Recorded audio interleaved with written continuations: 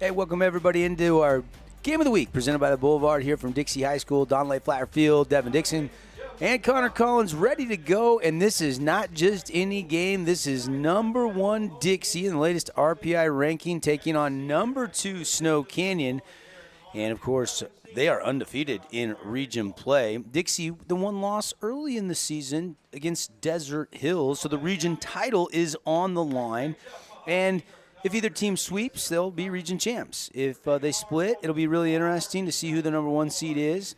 It's going to be a lot of fun. These two programs are on a collision course. It's the final week of the regular season, and I'm ready to go. CC, you ready to go? Oh, yeah, I'm ready. I mean, these are two of the best teams in region, if not the two best teams, right? So I'm expecting this game to either, A, be a really long grinder where we're going here all night long, or this could be a quick inning because both these teams have really good bullpens and really good pitchers that can go out there and get you in and out. Yeah, no question about it. Yeah, the Kyson Goats will get the nod as we want to officially welcome you into our Bucks Ace Hardware pregame show.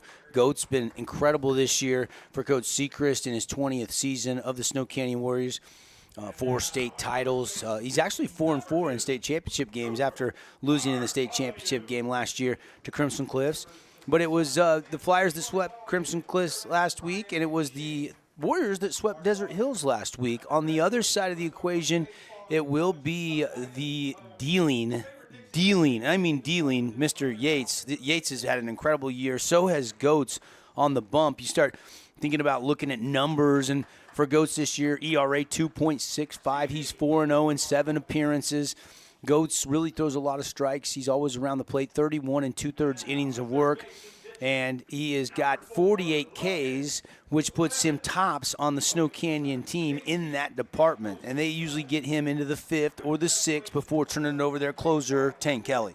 Yeah, I mean, I look at these two teams, and you also got to take into consideration the hitting. I think you look at the lineups, you go through just the top 3 batters on both of these guys, or both these teams, excuse me, you're setting yourself up for danger. I mean, these guys can come at you all different ways. So I'm telling you, this is going to be one of those games. I think you're going to see the ball flying around here tonight. Great weather, as you can see out in center field, just a little bit of breeze, but I think it's going to be a good night. I think we're going to see some home runs here tonight, Double D. You never know. You never know. We'll just have to wait and see how it plays out. We'd love to see a couple Cache Valley Bank bombs, though, in this game tonight. Could be the difference between a win or a loss. You look at Levitt.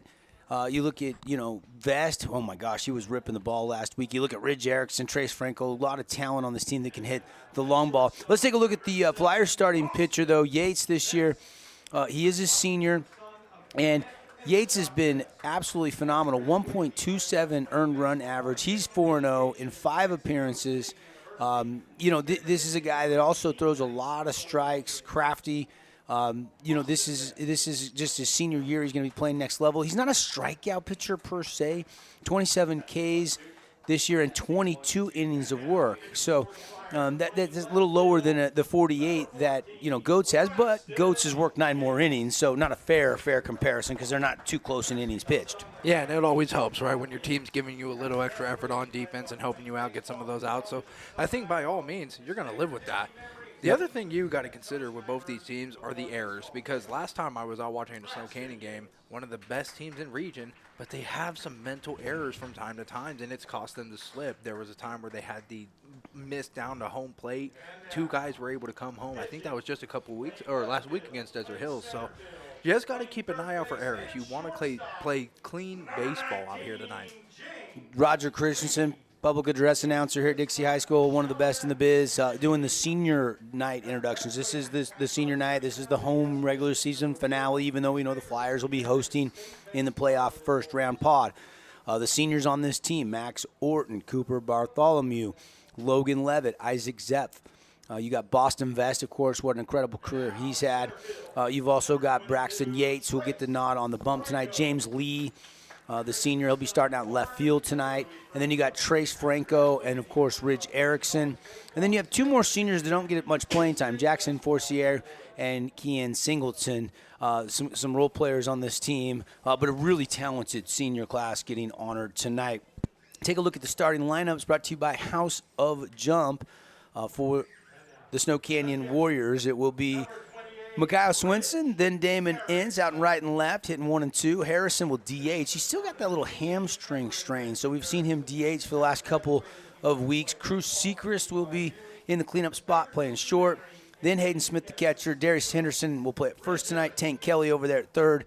Lyon at second. Hafen in center. And then Goats on the bump. Dixie, Ridge Erickson, Boston Vest hitting 1-2. Yates hitting third for himself and pitching. You look at the numbers as far as the hitting goes for Yates, too. We mentioned his pitching. And by the way, this team, ERA, we mentioned Yates 1.27. The total team ERA this year, 1.50. That is a great impressive team ERA. I was talking to pitching coach Dave Horlocker, and he's like, we got guys that just want the ball. We got guys that are just competing. I wouldn't say this is the most talented group, but they just get it done, and they want in the big moments to make good pitches and make things happen, and that is a really good team ERA, and Yates is a big part of that. Yeah, I think you said it best, right? As long as your team's coming together and playing in those clutch moments, which we've seen Dixie do time and time again, undefeated, as we know, in region. So I think this is one of those games where they kind of get to pile on top of that, show what they've done, and build on that success that they built this season. Logan Levitt will bat 5th. He'll play 3rd. He's just getting honored as a senior. Franco in center, Orton at 2nd, Bartholomew at 1st, Zeph out and right, and James Lee in left as well. Just playing defense. I don't think he's hitting tonight. So that is your House of Jump starting lineup. They encourage you to bounce off the walls. The indoor trampoline park, get over there some dodgeball, and jump off the trampolines and dunk basketball. They got arcade games, all kinds of fun stuff for the whole family. Great place to have your kid's next birthday party at the House of Jump. Check it out on the website. Reserve your birthday parties, houseofjump.com. We're inside the Bucks Ace Hardware pregame show. And Roger giving one more big round of applause from the crowd here as all the seniors are going to line up for a quick senior picture with their parents. And then we'll get the lineup exchanges and the anthem, and we'll be playing some baseball. Let's go ahead and take a quick break here inside of our Bucks Ace Hardware pregame show. Come back with some of our Team D keys to the game right after this. Hi, I'm Jermaine O'Jegma from The Rink, and I'm inviting you to come out and skate The Rink. The Rink is the hot spot in town for big group events and kid birthday parties. We now have a karaoke room and retro skate night every Friday night. Visit skatetherink.com to learn more and let the good times roll at The Rink.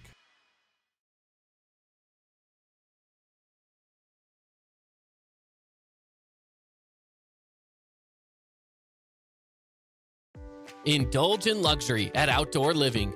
Join us at the St. George Parade of Homes this week. Discover our exquisite patio furniture showcased in select homes. Elevate your outdoor living space with us. Visit our showroom today. Hey, welcome back. There's the seniors getting a photo moment. We're going to have lineups and the anthem in a little bit, but let's bring it back and start talking keys to the game. And obviously you can start with these two starting pitchers. These two teams absolutely hit it so well that these two starting pitchers, if they can get in the 5th or the 6th or even go the distance, that's going to be a big key tonight for each skipper.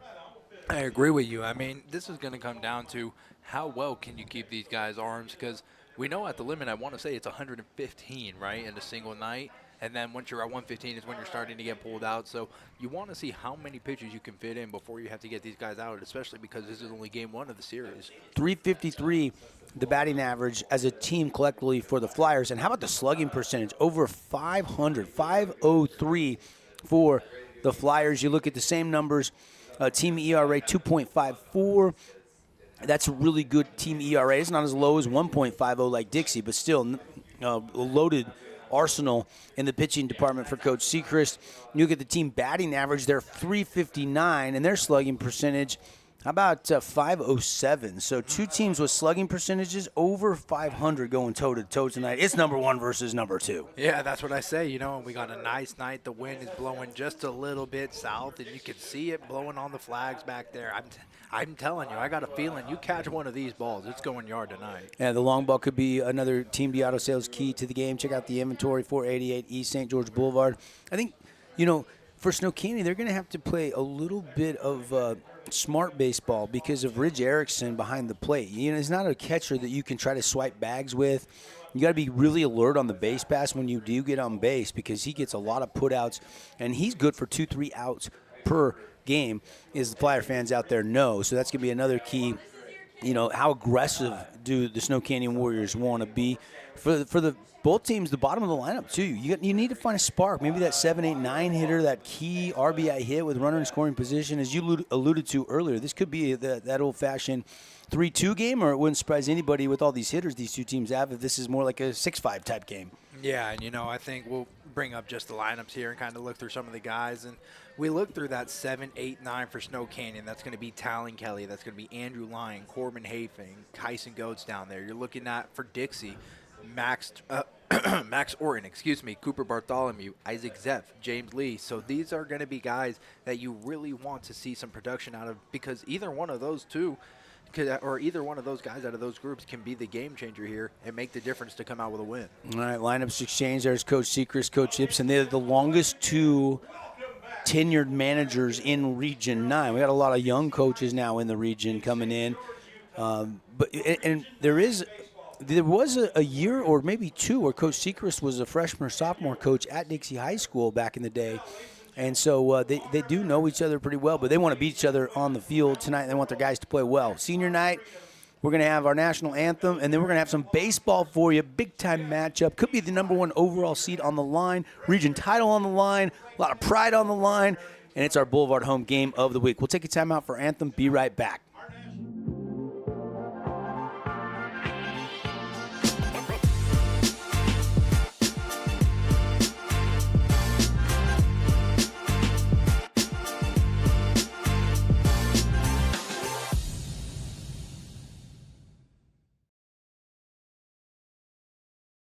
Don't miss our big anniversary sale at Patio Furniture. We're offering the biggest savings of the year. From umbrellas to sofa set to accessories, don't miss out on our anniversary sale from February 15th through the 24th.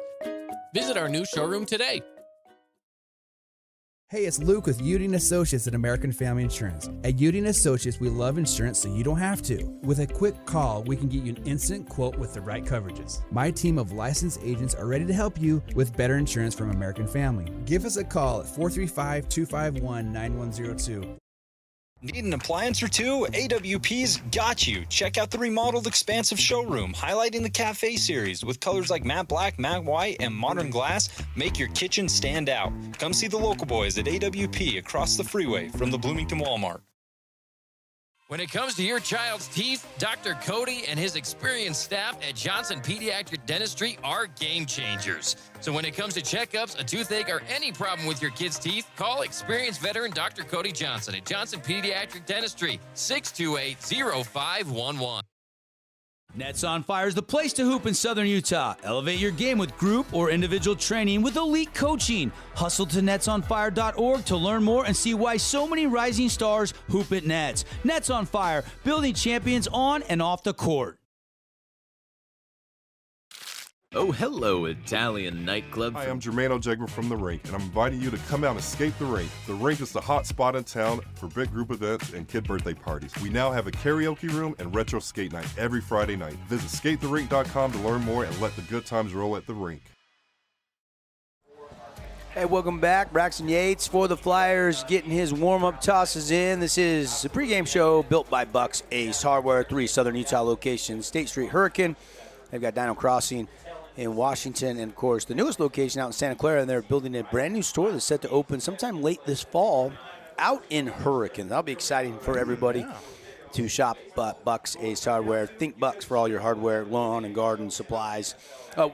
CC, time to pick our Finley Subaru Star Watch player tonight, and I'm like Ridge Erickson or Boston Vest for Dixie. You want to look at the shortstop, the catcher? Both these guys got a lot of pop in the bat. Boston Vest was just doubling balls left and right in that 2-game series last week against Crimson. He's starting to heat up going into the postseason. Yeah, and I think, it comes down to, because both of these guys have been hot at bat, who's going to play a little bit better out on the diamond, right?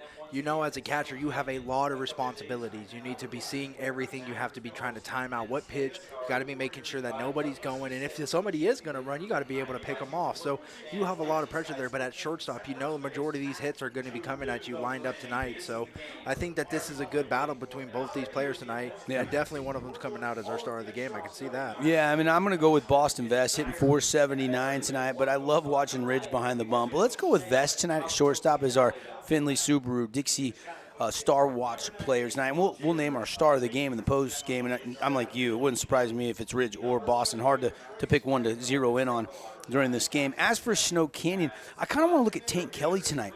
He's had some really quality at bats, but he's still hitting under 200. He's been unbelievable on the back end with his pitching. Plays a really good third base. I want to see if a guy like TK can have a breakout performance tonight, because we know he's capable of it, even though he doesn't have the best numbers coming into this matchup tonight. Thanks to Finley Subaru, great partner, longtime partner with local sports here on the Fan Sports Network. Let's play some baseball. A lot riding on this game. First pitch swinging, Mikaio Swinson. It's going to be a fabulous Freddy's foul ball out of play down the right field line. Hope you didn't park too close to the diamond here, CC, because a lot of these baseballs get into that parking lot. Yeah, I made sure I'm kind of right on that outside a little bit there by an exit route, so it's easy in, easy out. Paul Hustleby, our home plate umpire, calls his first strike of the game, and it's 0-2 to Mikaio. Mikaio is going to swing, foul tip, and miss, and that's an early strikeout. And that is the 27th to now 28th K SNS Mechanical strikeout for Yates. Just like that, one up, one down, and we see it here tonight. It really only takes 3 pitches to get somebody in and out with Yates out on the bump. Here we go with Damon Ince. I've talked a lot about Ince coming out of basketball season, but already in baseball form early in the season. He's hitting at a really nice clip this year. Comes in, the batting average is up there, one of the league leaders and one of the leaders on this Warrior team. He's going to hit a chopper over there to Vest, Boston Vest, 6'3", the putout. And down goes Damon Ince. I didn't even get to his 475 batting average, and he grounds out. I'm telling you, it can happen quick in these games, You either have a lot of hits and a lot of home runs and a lot of guys on base, or sometimes they're just coming at you quick and you're striking out. Ryder Harrison, DH, with 2 outs, trying to get a little rally stop, 2-out rally going. One of our great sponsors, High School Sports here on the Fan Sports Network. And a foul ball out of play down that third base line. It's 0-1. Yates rocks, fires the lefty pitcher for the Flyers, just missing downstairs, and it's 1-1. Coming at you on the simulcast tonight, if you're listening on radio on 99.5 or 95.3 in St. George or 93.1, 1400 AM up in Parowan, you can watch this game. Just go to our YouTube page. Like us, subscribe, so you can always set your alerts, so you always know when we have a live broadcast on the Fan Sports Network. But if you're going home for the night, you want to watch this game, and no, we lost him. He beamed him. He actually hits Ryder Harrison, so it's a 2-out hit batter, and the Warriors have their first base runner of the night. Yeah, and just a wild pitch there, kind of got out away from Yates. Then, you got to give it to him because it did look like it came off a little hot, so I'm sure that's going to leave a mark there tomorrow morning. Ryder Harrison was a .393 hitter coming into this game tonight. Again, just unbelievable slugging percentage, unbelievable batting average for both of these two teams. Both so well coached, longest 2 tenured coaches in the region. Coach Sechrist is over there in his 20th season coaching third. I was teasing him before the game about his speed getting from home plate to third base, and he's like, I'm just getting old, man. I don't get down there as fast as I used to. Used to literally sprint down to the coach's third base box. Yeah, more of a jog now. It's kind of the game within the game. It's a little bit of a superstition for Coach Sechrist, which you can respect and admire. And a good pitch, Yates gets Sechrist, and Orton calls for it and makes the catch. So a pop-up to Orton at second base, and the Warriors, they can't do much there. One on there, but couldn't do anything with them. And so after the first inning, top half of the first inning, no runs on no hits, one man left on base, and we'll see the top of the order for the Flyers when we come back in our Boulevard Home Game of the Week. Inspired design. Ultra quiet operation. To you, it's a Bryant Evolution cooling system. To us, it's the ultimate machine.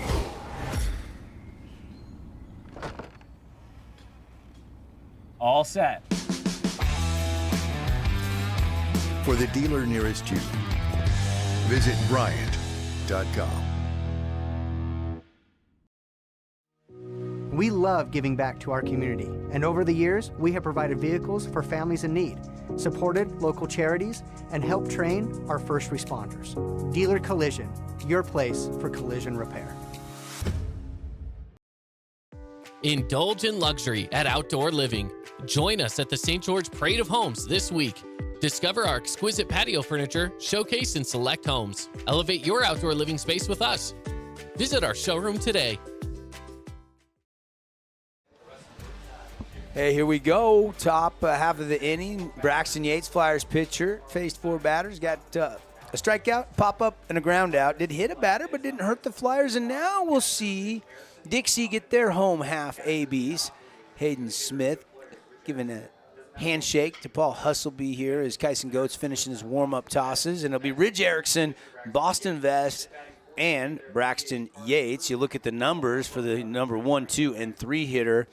And Ridge Erickson, I mean, not often CCU see your catcher leading off, but we know about his defensive prowess. We know he's going to play for Trent Pratt at BYU, hitting .360.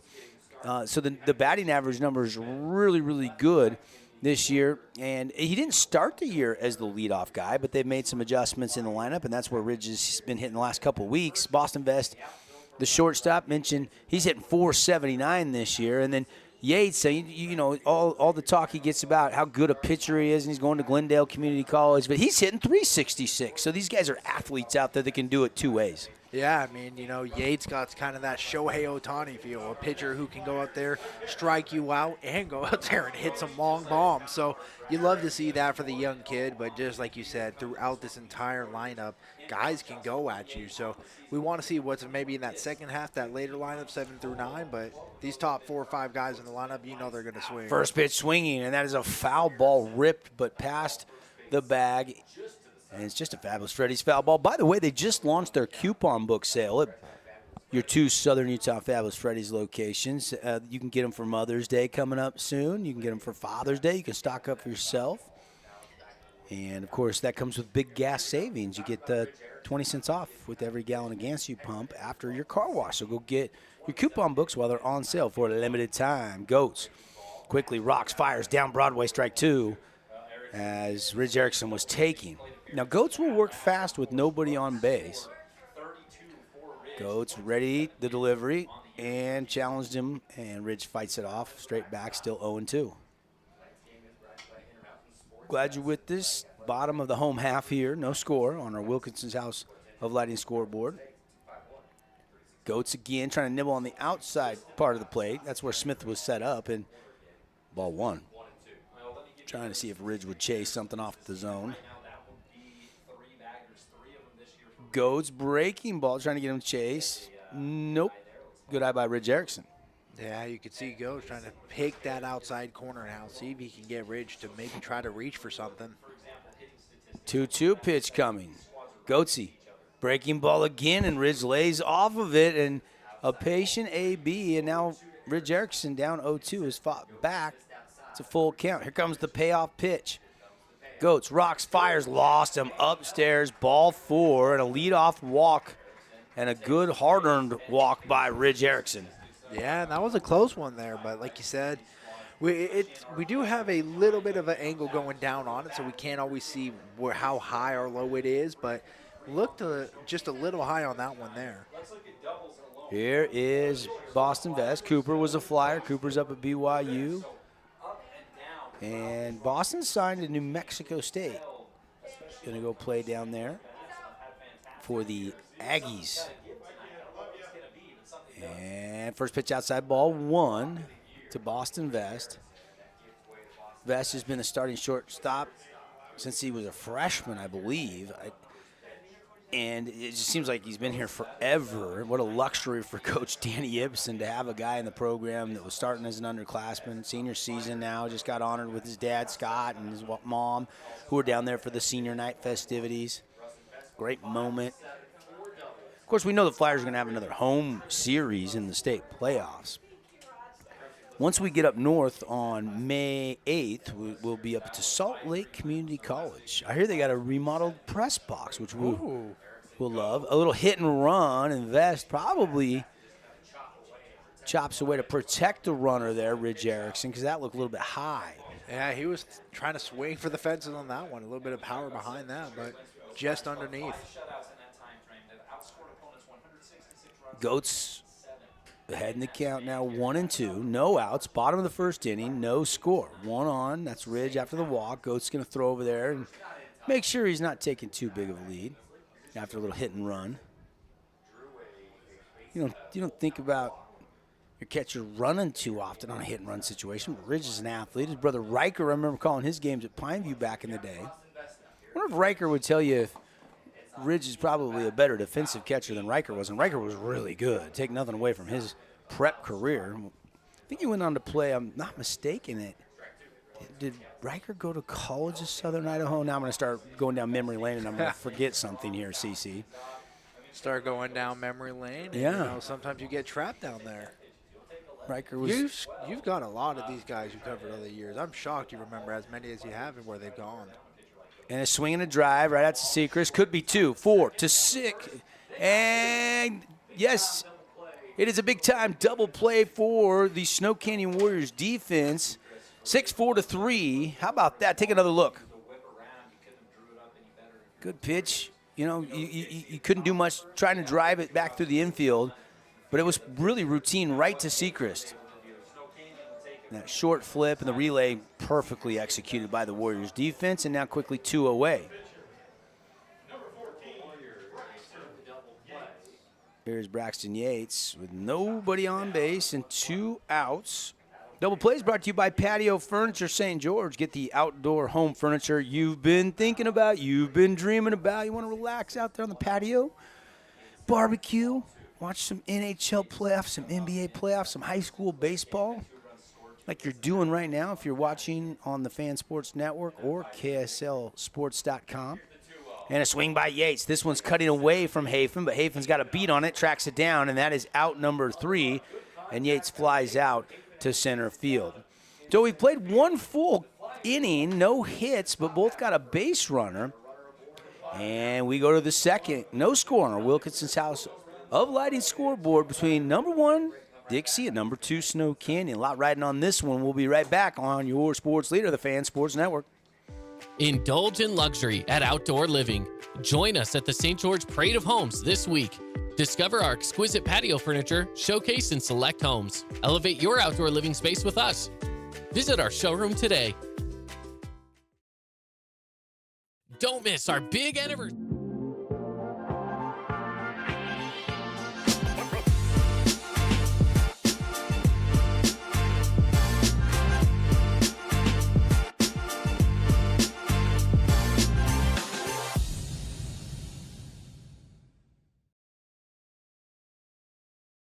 Nets on Fire is the place to hoop in Southern Utah. Elevate your game with group or individual training with elite coaching. Hustle to netsonfire.org to learn more and see why so many rising stars hoop at Nets. Nets on Fire, building champions on and off the court. Need an appliance or two? AWP's got you. Check out the remodeled expansive showroom, highlighting the cafe series with colors like matte black, matte white, and modern glass. Make your kitchen stand out. Come see the local boys at AWP across the freeway from the Bloomington Walmart. Oh, hello, Italian nightclub from Jimmy John's. Ciao, freshly baked bread piled with Italian-style meats. Hey, hand-sliced veggies. Am I obsessed with this sandwich? Yeah. So what if I am? Jimmy John's. Order online or on the app.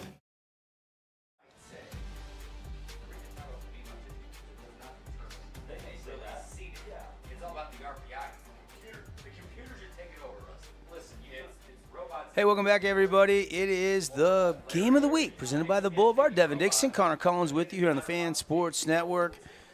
And, of course, coming at you on our YouTube page, KSLSports.com. So, again, if you're heading home tonight, come join us. You got your smartphone, share it, smart screen share it, with those smarty phones and put it up on your big screen at home and hang out. Watch the game with us tonight. It's a beautiful night. The wind has started to blow in a little bit now. It's kind of been swirling a little bit. That center field flag is kind of blowing more in than not. I think you kind of saw that out of the last inning by Yates as he lined it in the center, but it kind of hung up in the sky and made it pretty easy and routine for Hafen. Hayden Smith leading off here on an 0-2 count. He's going to drive it into the dirt and stay alive here. Yates taking a stroll back to the bump, flips it into the mitt. Now, left hand in the glove, reaches out, swing and a miss, got him. It gets into the dirt. They're going to have to throw it down to first. Ridge Erickson, no problem. That's pretty routine for Ridge. And one away. Second strikeout of the game for Yates. S&S Mechanical strikeout number 2, and here it is. Yeah, just couldn't get down low enough. Swung right over the top of that. Yates ready to go work on Darius Henderson. Darius is an interesting story. Moving to Snow Canyon. I don't know a ton about him, but because he was hurt the first part of the season. I mean, Coach mentioned him in the media day. We got this new kid. He throws 92, 93. Big, strong kid. Really swings the bat. But he wasn't healthy. This is only, I think, his 13th start of the season. Missed the first 10 games of the season or so. But since he's got the lineup, he's been raking. I was going to say, it seems like there was no slow warming up at all, right? He's just jumped right back in and said, hey, I've arrived. And that's kind of what you want to see from some of these kids coming out of state or out of different programs, we say. Cooled off a little bit. Was hitting way north of 400. He comes into tonight at 381, the current batting average. Swinging just underneath a foul tip straight back. And 2-2 now. On deck is TK. Tank Kelly. Yates are ready to go, and there is the slider. Got him, swinging a miss. Back-to-back S&S Mechanical Ks for Mr. Yates. Love a pitcher that works fast. You can see Henderson's still just kind of getting set, and then boom, it's on you. And he didn't really get to sync up his timing, it didn't look like. No, I mean, he's one of those pitchers that once the ump kind of gives him that little head nod, he's ready to throw the ball. And I can respect that because – we see nowadays in the big leagues, they've got the pitch clock. They're trying to accelerate the game, but it also keeps your opponent on their toes. Swing and a miss, and Yates is really starting to find his groove on the bump. The Dixie Flyers senior pitch already ready to go. Here's the 0-1 pitch, and a swing and a miss by Tank Kelly again. And it's that slider that's just coming down and in on the ankles, and the Warriors not able to find it. Fastball this time, and that one down and outside, ball 1. Good eye by TK. He's just so quick to throw that ball out. I mean, the second he gets that okay, he's pitching it. And chin music right up around the head. He had to snap his head back. That's good reaction from TK, isn't it? That's why they got those baseball helmets covering the one side, and it's always the side facing the pitcher. And there is a drive into the alleyway, and this is hit really well, and it is going to one-hop to the track, and it's going to be a stand-up double with 2 outs for Tank Kelly. And that's the guy that I said, he comes in hitting below 200 with the batting average, but he's starting to hit a really good bat. He's been patient at the plate, and you can see he's got the star power. And Tank Kelly with the double here in the second for the Warriors. That was barreled up, huh, CC? Beautiful shot for a second. You thought maybe he could carry and get over the fence, but just comes up short in good way by Snow Canyon to rally and make sure that they get that only as a double, right? So impressive, but still, want to try to see what you can do. Loving that swing and a drive. First hit of the game for either team. And now Yates, who has really dialed in a couple back-to-back Ks, has got to be careful here with Andrew Lyon stepping in, and that one misses inside ball one. Got a duck on the pond for the first time in this game for either team. Top of the second, no score. Yates slowing down just a little bit. Now he comes to the plate with the delivery, and that will be ball two. 2-0 the count now on Rue. Rue's brother, one of the starting pitchers for Grand Canyon University. He had to go against his former teammate, Karsten Herman, the other night, last Sunday, when the Trailblazers played the Lopes in WAC baseball action. And it was actually Utah Tech that won that game 2-1. Both pitchers were tremendous, though. And that's going to be a fly out to left, and that is caught. And so they do strand one, as Lyon will pop out to left field. So no runs on one hit and one lumped on base. And we go to the middle of the second. No score on the Wilkinson scoreboard. We'll be right back on the Fan Sports Network. Indulge in luxury at Outdoor Living. Join us at the St. George Parade of Homes this week. Discover our exquisite patio furniture showcased in select homes. Elevate your outdoor living space with us. Visit our showroom today. Hey, it's Luke with Udine Associates at American Family Insurance. At Udine Associates, we love insurance so you don't have to. With a quick call, we can get you an instant quote with the right coverages. My team of licensed agents are ready to help you with better insurance from American Family. Give us a call at 435-251-9102. Remember when Down East was all scratch and dent furniture? Your go-to for dorm rooms, kids' rooms, and first homes? Well, the times have changed and Down East has changed with you. Down East is proud to offer our beautiful collection of high-quality furniture designed to elevate your space and make a statement. From stylish sofas and dining tables to cozy bedroom collections. If you're starting fresh or looking to upgrade, Down East has everything you need to create the home you'll love. Hey, it's Marco from Coral Canyon Golf Course inviting you to play the course with the best backdrop in southern Utah. Make sure you get out and experience great golf for a great price at Coral Canyon. Visit coralcanyongolfcourse.com or call us at 435-688-1700 for your tee times. Hey, welcome back, everybody. Glad you're with us tonight. Stats brought to you by Down East Furniture. Get into Down East, see the most popular feather sectional. Perfect for hosting your guests on game day. For furniture that feels as good as it looks, visit Down East Furniture, 245 North Red Cliffs Drive. They got a bunch of locations from Logan along the Wasatch Front and obviously down here in St. George. One game is final, our Nets on Fire scoreboard watch in Region 9 baseball. That was up at Cedar this afternoon. It was a 3 o'clock first pitch.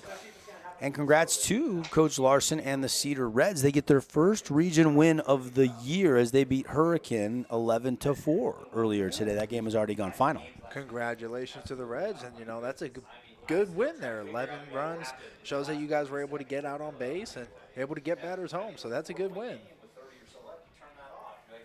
Fouled out of play on that first pitch, 0-1 pitch, and that one's fought off again. This is Turley. Now, Turley moved into the Dixie program. DH tonight, just continues to swing good at bat after good at bat. And he's kind of moved up into the lineup now to that number 4 spot, Carter Turley. I believe they were in the Brighton area before moving to southern Utah, from what I understand. 0-2 pitch just missing outside. Hayden Smith trying to frame it up, but that's the thing about Goats. He's always around the plate. He'll nibble on the corners. We'll see what pitch he throws here on a 1-2 count. Nobody on, nobody out here. Bottom of the second. Breaking ball and got him. Turley goes down looking. That's an S&S mechanical strikeout for Kyson Goats. Yeah, and Goats tries to set that up. Like you said, he'll nibble out at corners, but if you see here on the replay, see if we were able to catch that at the end. Couldn't quite tell, yeah, but just that. I think it was a good call. I think it was over the plate. I think he froze him. And, he does that. Like you said, he's picking at the outside, so you're starting to look, you're starting to reach, and then the second he comes right back in, that's where he gets you. Breaking ball that time low. Good stop by Smith behind the dish, the catcher for the Warriors. And a foul straight back.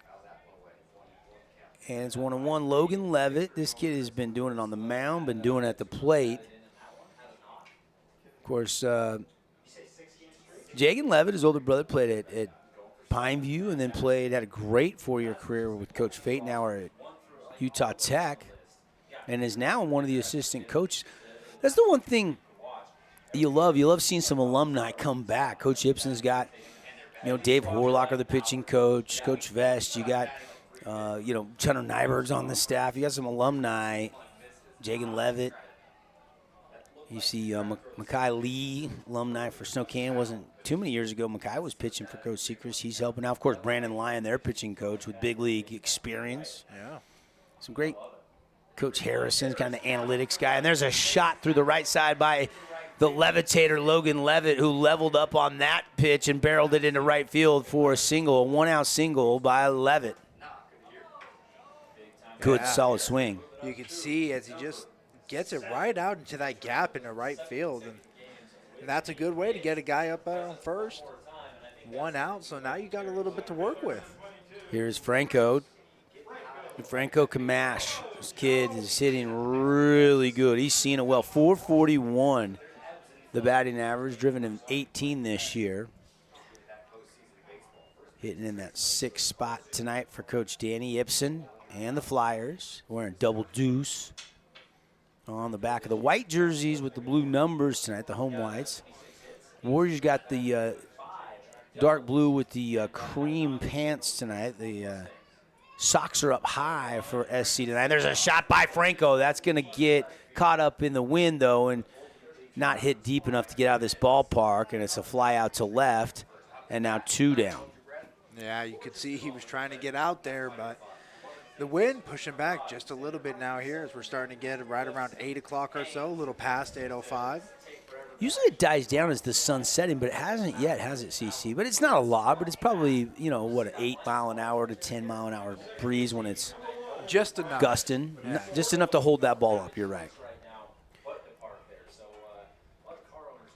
You got the black ridge that kind of protects this park a little bit here on 7th South, Dixie High.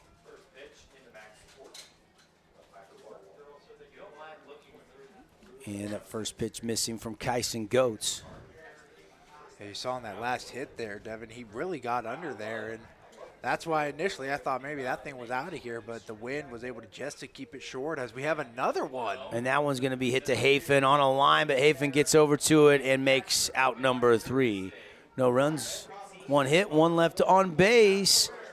And we go through 2 innings to the top of the 3rd. When we come back, no score on the Wilkinson's House of Lighting scoreboard between the Flyers and the Warriors here on the Fan Sports Network. Red Rock Real Estate has over 200 professional realtors in the St. George area that specialize in the local market. Whether you're buying your dream home, looking for an investment property, or want to sell your home for the highest amount, the Red Rock Real Estate team is here to assist you. Get started now by visiting redrockrealestate.com. This cheesesteak is so freshly grilled, you can still hear it sizzling. I can hear it too. Me too. Actually, it's the Hello? Cheesesteak? grill. Grilled right in front of you. It's a Jersey Mike's thing. Hey, Region 9 sports fans. This is Matt Hickman with Academy Mortgage, a proud sponsor of Region 9 football. I would be honored to help you with your next mortgage, whether it's purchasing a home, building, or refinancing. Hey, I'm wide open. Let's connect. Hi, I'm Jermaine O'Jegman from The Rink, and I'm inviting you to come out and escape The Rink. The Rink is the hot spot in town for big group events and kid birthday parties. We now have a karaoke room and retro skate night every Friday night. Visit skatetherink.com to learn more and let the good times roll at The Rink. Indulge in luxury at Outdoor Living. Join us at the St. George Parade of Homes this week. Discover our exquisite patio furniture showcased in select homes. Elevate your outdoor living space with us. Visit our showroom today. Welcome back here, our Boulevard Home Game of the Week. Devin Dixon, Connor Collins with you. Glad you're with us on the simulcast tonight, coming at you on the Fan Sports Network and KSLSports.com, as well as our YouTube channel. Make sure you like us, subscribe to us, the Fan Sports Network. Just search us on YouTube. And Corbin Hafen leading off and quickly Yates misses and then misses again, so 2-0 the count. Hafen's in the number 9 spot has had a very, very productive year, to say the least. Trying to go the other way, and it's a little dirty bomb that's going to be extra bases. Maybe. No, he's going to put on the brakes. Good job out there in left field. I'll tell you what, as Hafen will take another look on our Red Rock Real Estate replay. Yeah, I mean, you see he lines that up and just out of reach as it sits there, runs along that foul line. Beautiful hit. Yeah, didn't try to overswing it, just goes the other way. I call that a dirty bomb. Thought with his speed he might be able to go 2, but it wasn't hit deep enough. And I'll tell you what, I mean, James Lee out in left field did a really good job getting over to that quickly. And that one just a little bit downstairs. Ump's been pretty consistent tonight with his strike zone here. Veteran umpire Paul Hustleby. And the 1-0 pitch, Fabulous Freddy's foul ball. Make sure you get over there. You got that unlimited car wash where you can wash your car as much as you want each month. For your first 3 months, it's just $9.99 a month. That's less than CC3 or your Rockstar energy drinks or your Monster energy drinks or whatever you're drinking nowadays. Grounder could be 2. That's going to touch the bag. The unassisted patio furniture double play, but they say he is safe. Oh. And now they got him in a pickle, and now he is thrown out. So let's see here. We have the replay up. It looks like he touches the bag, or he missed the bag. They said he missed the bag. I don't know. I mean, we can. But they got him anyway. They got him anyway, but it looks like he touched the bag here. We only have the one camera angle. Does he touch the bag here? His foot is in front of it. Couldn't tell if the outside of the foot was touching the bag or not. And the umpire said, no, you weren't on it. So Hafen then was caught in a pickle, and they got him anyway. So it's an unconventional double play. And so the hit by Hafen is erased, and Yates now will turn his attention on Damon Ince. So Swenson grounds out. And try to check his swing, saying that he did cross over. It's going to be that second strike now for Ince. Ince grounded out to third, 0 for 1 tonight. Checks his swing. Did he go? They'll appeal. He did not go. They checked the swing. Flyers were heading to the dugout. And now Danny Impson hops out of the dugout. Here's a replay on that. Close. You could see Dixie. They thought they had it. Start running off. Check for it. And again, play it one more time, CC. We don't have the camera to see if it goes past the plate. So you have to judge from the replay. I think that's the right call. It's close, but I think he checked his swing. He didn't go too far around on that. I think, and they appealed it out to the field umpire, and he says safe. Hey, Flyers, give him credit. I would have tried to sold it, head to the dugout and try to sell it, baby. Yeah, I mean, and to be fair, the one right before was also another tight one as well. Chopper to first. Bartholomew grabs it, gloves it, walks it over to the bag for out number 3.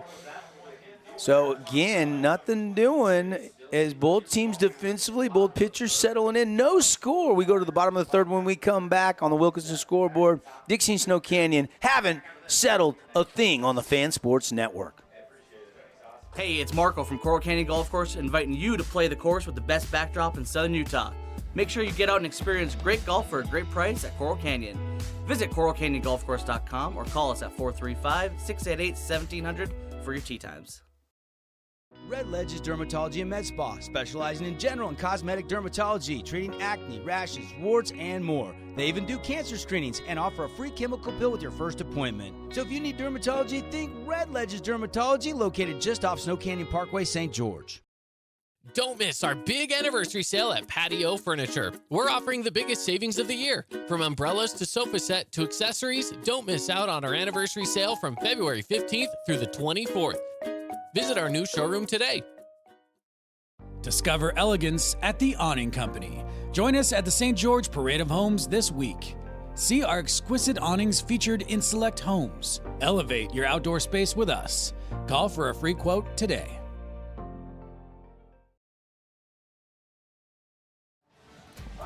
Hey, welcome back. Good discussion up here in the press box on exactly what happened. And again, I think what happened on that double play attempt was they deemed he did not touch the bag. He wasn't on top of the bag. We could clearly see, we have the privilege of replay though, CC. Yeah, and we looked back at it a couple times there, and from our angle, you can see just barely he gets in front of the bag, but it doesn't look like he actually gets onto it, touching it, and that's why, they got them in that little pickle. Back in the big leagues or back in the day, you just kind of were in the vicinity and they'd give you that. But if the umpire sees you on the bag, if Hafen would have just slid in and stayed there, he would have been safe. But instead, he was heading back to the dugout, got caught in a pickle. And here's a leadoff hit for the Flyers right out of the gate. And that is from the bottom of the lineup there. That's your number 8 hitter, Cooper Bartholomew, with a leadoff single. Got the replay here pulled up as just a nice shot out to left field. Right in between that gap between short or second base and third stop. Red Rock Real Estate, from land to luxury homes. Go check out the inventory, redrockrealestate.com. They got their property management division. If you need to rent your house out, you can have Red Rock help you out. They got vacation rentals. If you got big family reunion or family coming to St. George, you need a bigger place for everybody to stay. And a pop-up on a bunt attempt, and Smith, the Snow Canyon catcher, sliding 20 feet away from home plate, cannot squeeze it. And new life now for Isaac Zepp. Yeah, you can see here that just not able to get under there as it drops out. It's hard to bunt because you want to help it, so you kind of push the bat forward, and it just elevated and then popped it straight up in the air. Now swing, grounder, Sechrist going to try turn 2. Lyon, the relay, no. Lyon had to hurry the transfer and really was leaning, going away from the bag at second. But they do get the leadoff runner for the first out of the inning. Hey, here's that replay for you. Look back at that. Nice shot.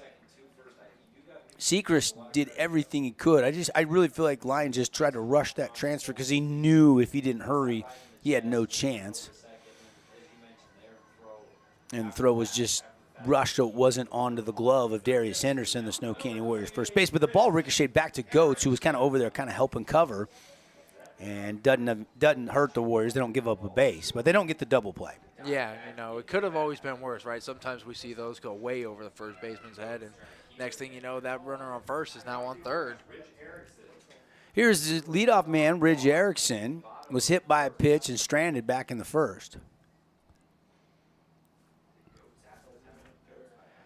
So far, Snow Canyon has stranded 2 base runners. The Flyers have stranded just 1. Either team has got much cooking offensively yet in this one. Oh, and they beat him.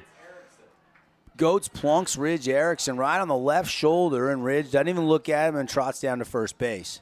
Yeah, we'll play this one back here. Just a wild pitch. Looks like it kind of dings him up on that shoulder.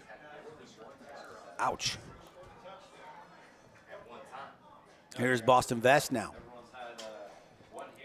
The other thing I noticed, you go back to that double play where they said Vest did not touch the base, is you didn't see Boston complain about the play or argue the call. So that tells me he probably did misjudge the landing of that foot on the bag.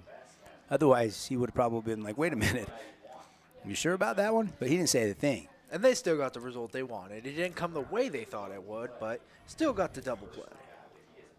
Goetz, one hopper, good block there by Hayden Smith, the Warriors catcher.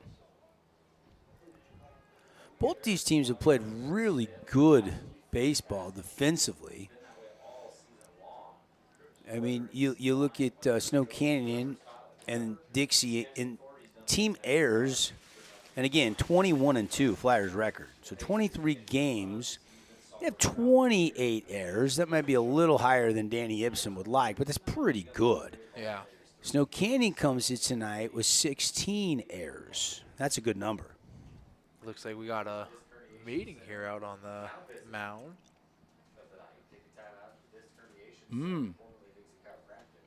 So meeting on the mound brought to you by Luke Udy at American Family Insurance. Has all your home, auto, and life insurance. Get a free quote today. You might have noticed your insurance premium probably went up the last 6-8 months. So maybe get a quote. See how much Luke can save you at American Family Insurance. Luke does such a great job. And now the meeting on the mound is over. 2 on with 1 out. You got Bartholomew got Zeph down there at second. Bartholomew was called out on that double play attempt. That's the only out of the inning. And then you got Ridge after getting plunked down at first. And Boston Vest is the batter. Here's the 1-0 pitch, and it's down and away, ball 2. Looks like here, Double D, I'm getting a Nets on Fire score update. This game going final in the NBA playoffs. Minnesota defeating the Suns 105-93. The Timberwolves taking that 2-0 win over Phoenix. Yep, 2-0 lead in the series. There's a fly ball out to right field, caught. And Zeph is going to try to tag, throw not quite in time. You got runners on the corners now with 2 outs. Here's that replay. Shot out to right field, and nice way to get under it. Just a little underhand scoop. Stops the runner from advancing even further. Beautiful play. Braxton Yates now a chance to pick up a ribby here and help himself out. He is the pitcher tonight for Coach Ibsen and the Flyers. So big spot here for Braxton Yates, the senior, hitting .366. Flyers not necessarily a home run hitting team. Yates, though, does have 3 of their 5. So he is the one guy in this lineup that has hit the most long balls. Got a runner in scoring position, so you know he's ready for it, lined up. Called strike 1 there. Good pitch by Goatsy. Yates back in the box. Here's Goats, the delivery. And high. 1-1 the count now on Yates. He's 0 for 1 tonight in this game. Flew out to center. Thought he hit it pretty good, but kind of the wind held it up. And Hafen was able to track it down. Big spot here, though. And there is the bottom of the K zone, nibbling on it for a called strike 2. Good location there from Mr. Goats. Yeah, he's found that location now a couple different times tonight where just that sweet spot where him and the umpire are both locked in. 1-2 pitch coming, swinging a chopper over to first, and it's fouled. Anderson had to go off the bag in foul territory to glove it. What do you think, CC? You got a better view from 2 feet foul? Yeah, I mean, it was close, but yeah, I'd say 2 feet's right about that area. So we reset, 1-2 the count. Bottom 3rd inning here, no score. As always, handing out some awards tonight, but a hot shot up the middle, and the Flyers have broke a scoreless tie. They strike first. It's an RBI single in the 5-6 hole for the pitcher / hitter, Mr. Braxton Yates. Yeah, and that's big time, right? You know, you get one of those guys in, and we just talked about how Yates loves getting guys who are in scoring position home and adds another RBI to the stat sheet. Yates, we talked about him coming in with that 1.27 ERA, hitting .366, but that is his 24th run batted in of the year. Yeah, and you know, the way this game started, every run seems big right now, kind of in a pitcher's duel. Goats, rocks, fires, breaking ball, called strike at the knees. So Goats again facing Carter Turley, and he's ahead in the count. Turley, .423 hitter this year. And again, another good position. Guy on second. Outside ball 1. Yep, 2 on, 2 out. Wind blowing in. Flyers strike first, 1-0. How big is that for the Flyers to get the early lead? We'll find out. So Cannon has not lost a region game all year. They only lost 3 games. Flyers have only lost 2 games in total. One of them, though, was a region game against Desert Hills. That was back in week 1 of the season, though. Or was it week 2? It was early. Yeah. They split. And Desert Hills, they're able to play some stingy baseball, so they can get you. Goats, swing and a miss at breaking ball. Just trying to get at it, but he was a little too late there, Dev. I was going to say, you go back to the first at bat when Turley struck out, which is the only strikeout of the game so far for Kyson Goats. It was a breaking ball. And he goes to the breaking ball right there. And now he's ahead in the count 1-2. Might see another breaking ball here. Nope, fastball down low, trying to nibble on the corner, and it's 2-2 the count.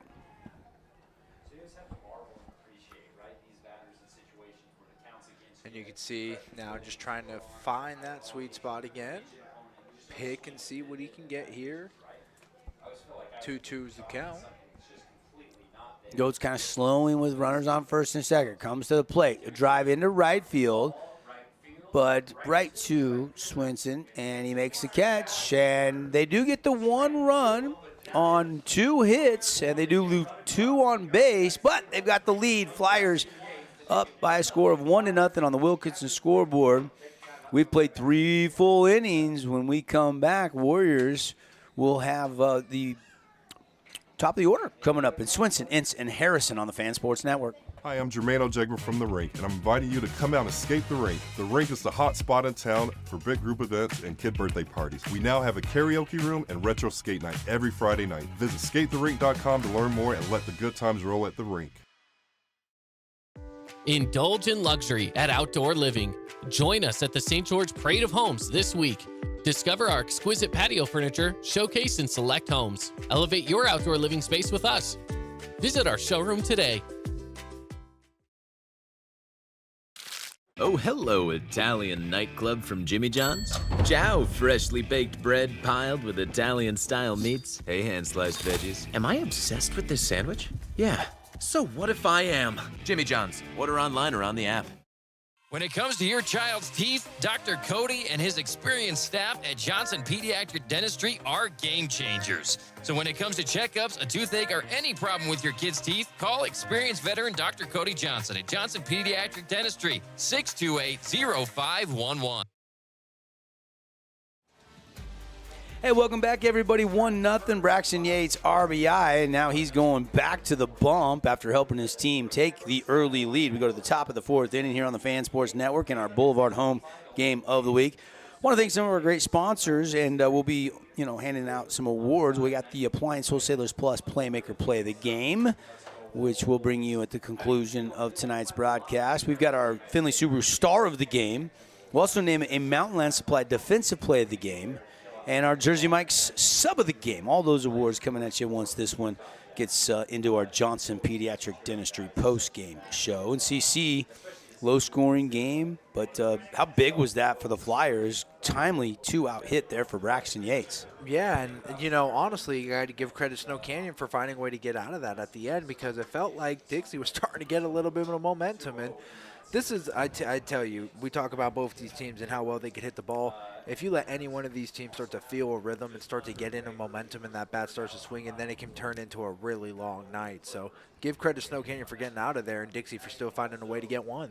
Snow Canyon knocked Dixie out late in the state tournament last year. Went on to face Crimson. Had to beat them twice.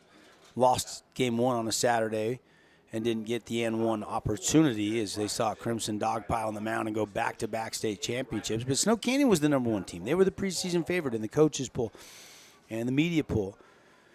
And then you had Dixie and Crimson and Desert Hills and Pineview all right there, 2, 3, 4, 5. And you look at all those teams, and they're all in the top 10 in the RPI going into the playoffs. So the early season prognostication with a bigger 4A classification has been pretty spot on. But again, Grantsville, I think it was 2013, was the last non-Region 9 team to win a state championship. It's been Region 9 dominance since that 2013-14 season. Again, the one Nets on Fire score from earlier today, Cedar first region win of the year. They beat Hurricane 11-4. Yates already working fast. It's 2-2 on Ryder Harrison here, leading off. Harrison ripped, and it gets past the glove of Bartholomew into right field. Harrison's going to take a big turn, put on the brakes. It's going to be a single for the senior. And a hot shot really hit well off the bat. Yeah, we'll check the replay on here, and just a nice line drive down right field and able to get past first base. Decides to hold it down there at 1, and probably a good decision. Gets a guy on first, still no outs, and Snow Canyon with a nice response here at the top of the 4th. Coach Seacrest is coming to make a running. Harrison's been nursing that hammy, but man, he got down to first pretty quick. It looked like he got down there in about 4.1, 4.2 seconds. That hammy looked okay, but they are going to bring in a pinch runner for him, and that will be Mugavero, the sophomore. Mugavero will come in to run. We saw him playing in the JV game earlier. Yep. Cruz Sechrist, the cleanup hitter, will be at the plate. 1 on, nobody out. Dixie leading 1-0. We're in the 4th inning, top half of this scheduled 7-inning game. The longest region game was between Crimson and Snow Canyon a couple weeks ago. It went 12 innings. Warriors win by 3, 10-7 in that game. And that was a game that was, for a while there, you thought might have been over with. And that was a rematch of the state championship, It was the first of the 2 home-and-home games in region play. Snow Canyon went on to win the second game and sweep the Mustangs. Wind up the pitch. Breaking ball and a good one from Mr. Yates. Catches the K-zone. NBA tonight. CC mentioned Minnesota has beaten the Phoenix Suns to take the 2-0 lead. Right now, they're starting the 4th quarter. Indiana leading Milwaukee by 5. And that Clippers-Dallas 4-5 West first-round matchup just getting going in the first quarter. It's tied 5-5. They've played just about 4 minutes of the game so far. Yeah, we had 2 buzzer beaters last night. Let's see if the NBA's got a couple more hot games in action for us tonight. Yeah, and Embiid and LeBron were not happy with the officiating last night. There's a fly ball caught out there in right field, and Mugavero's going to head back to first base, 1 away. So Sechrist flies out, and it'll be Hayden Smith. Yeah, replay here showing the pop fly, and good way to get under it. I think Sechrist was sitting on a fastball and got the. Was that a change up there from Yates? It kind of fooled him and forced a pop up. And again, wind not helping the hitters. If anything elevated into the sky, even though it was a nice day, over 90 degrees, temperatures have dropped into the low 80s right now outside. But yeah, ball would start flying with the warmer temperatures, but the wind is prohibiting that.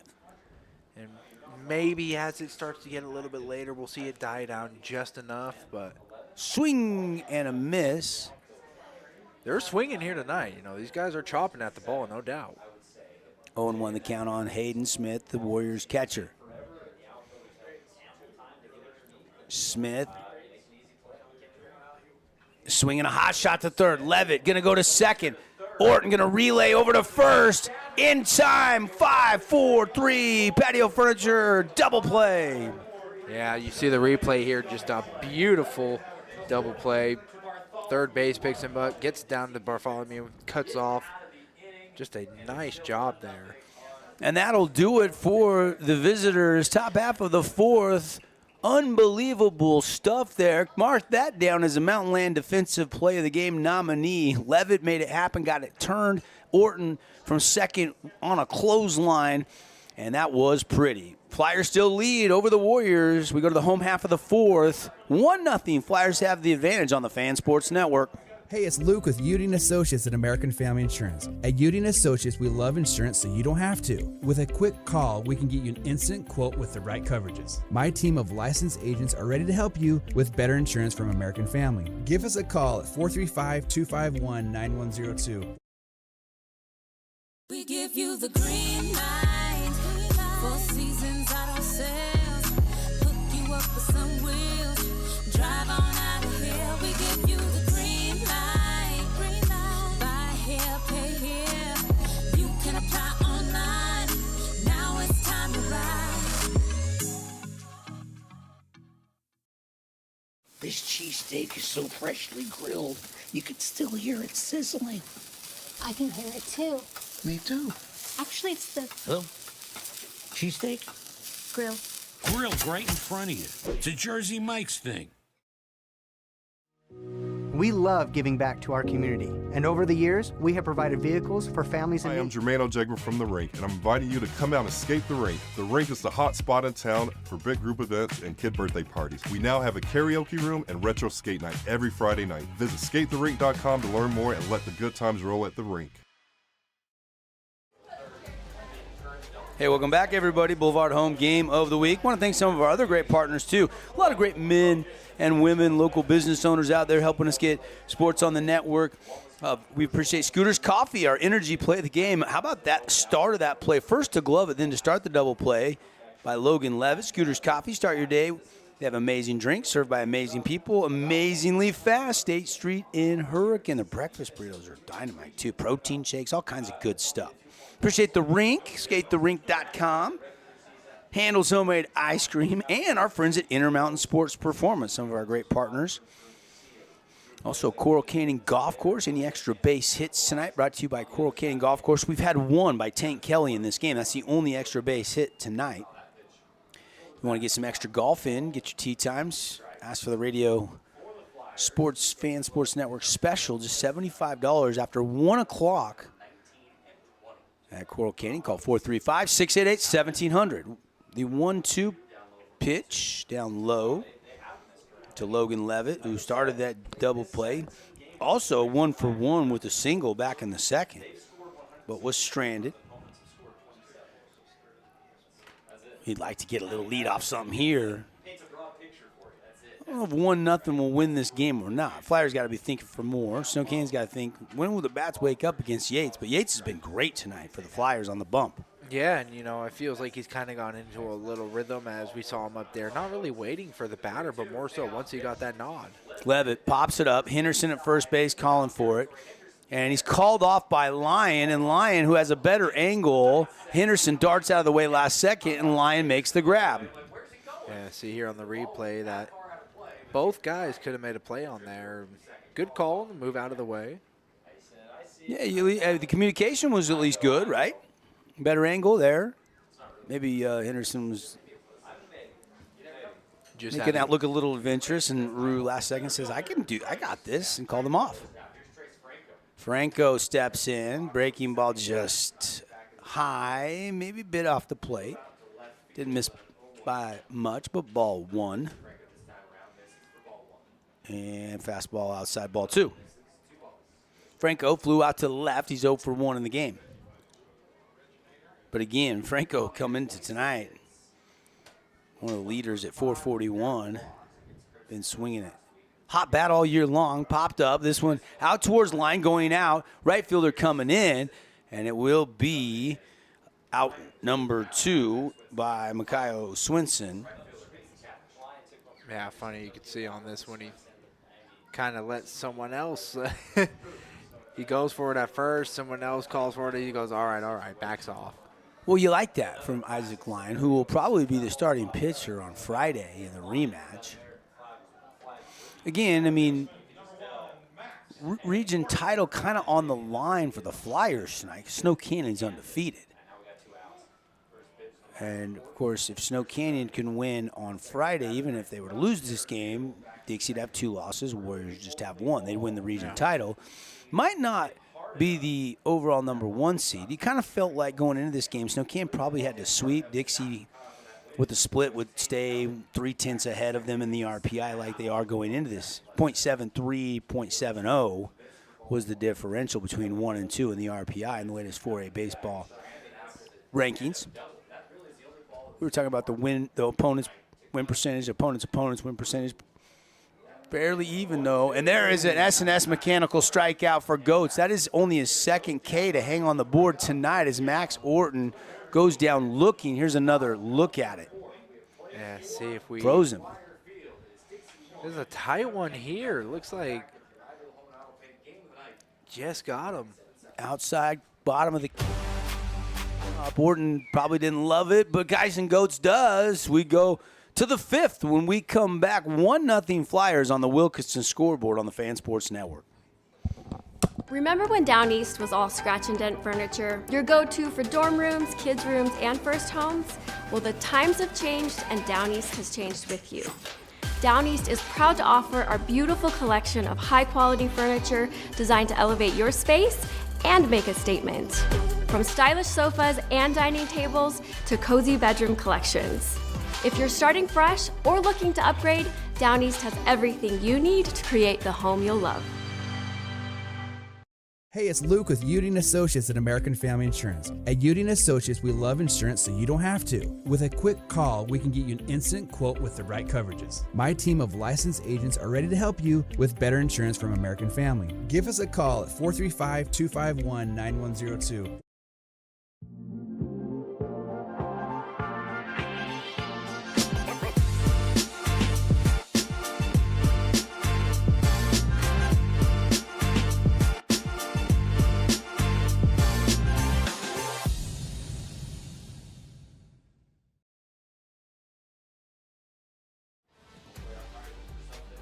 Hey, welcome back, everybody. Boulevard home game of the week. Darius Henderson will lead things off here for the Snow Canyon Warriors against Braxton Yates. Yates and the Flyers have a 1-0 lead. Do have a Nets on Fire scoreboard update. Nets on Fire, great local partner with high school sports here on the Fan Sports Network. How about this? Nash Schroeder not pitching tonight. He's been the Tuesday pitcher all week, but they're at Desert Hills tonight. I didn't talk to Coach Walker. I don't have any inside information. I'm guessing, though, that maybe they're saving Nash for senior night on Friday over at Pineview High School. And the Thunder are taking advantage. They're up 10-1, that game going to the bottom of the third inning. So yeah, already 10 runs in the first 2 innings for the Thunder, and they lead by 9. Hoyt Atkin, I believe, the pitcher tonight for Desert Hills. Of course, that's number 5, Desert Hills, versus number 10, Pineview, in the latest RPI ranking. So they're both shuffling for playoff position and seeding going into the final week of the season for Coach Walker of Pineview and Coach Kevin Cave of Desert Hills. 1-1 count to Henderson. Called strike on the outside corner. Good pitch from Braxton Yates.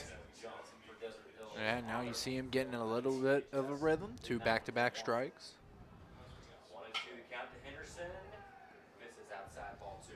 Just outside there. That's going to be ball 2 now. Sets up the 2-2 count.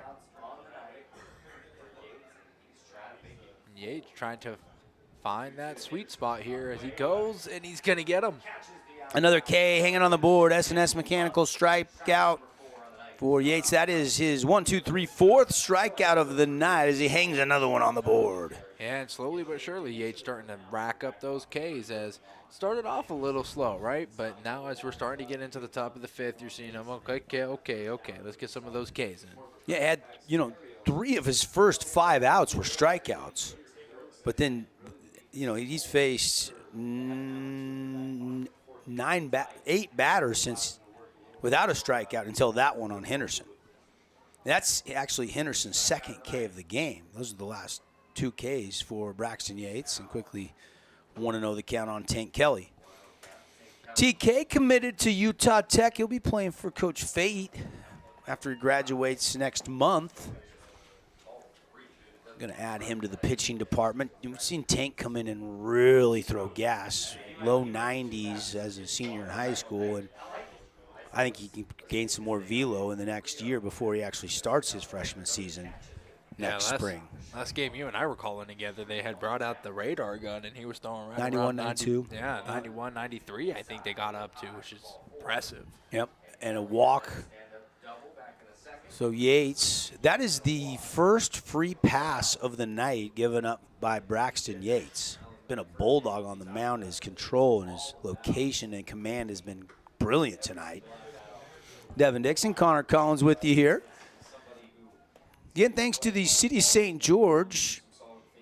The journey for your kids' sports starts this summer with their Summer Sports Series. The whole month of June, every week they do a different sport. I think it's like $40, $45 for the activities all month long. Basketball, they do volleyball. They have 4 different sports in 4 weeks. So if you're not going on any family trips and you want to get your kids active this summer, go check it out, sgcityrec.org. A lot of these guys probably played high school sports. And there's a shot right through the hole. That's going to be a single. So after the walk, Andrew Lyon grabs a hit off of Yates, and now 2 on with 1 away. And the tying run is out there at second base for Snow Canyon as they trail just 1-0.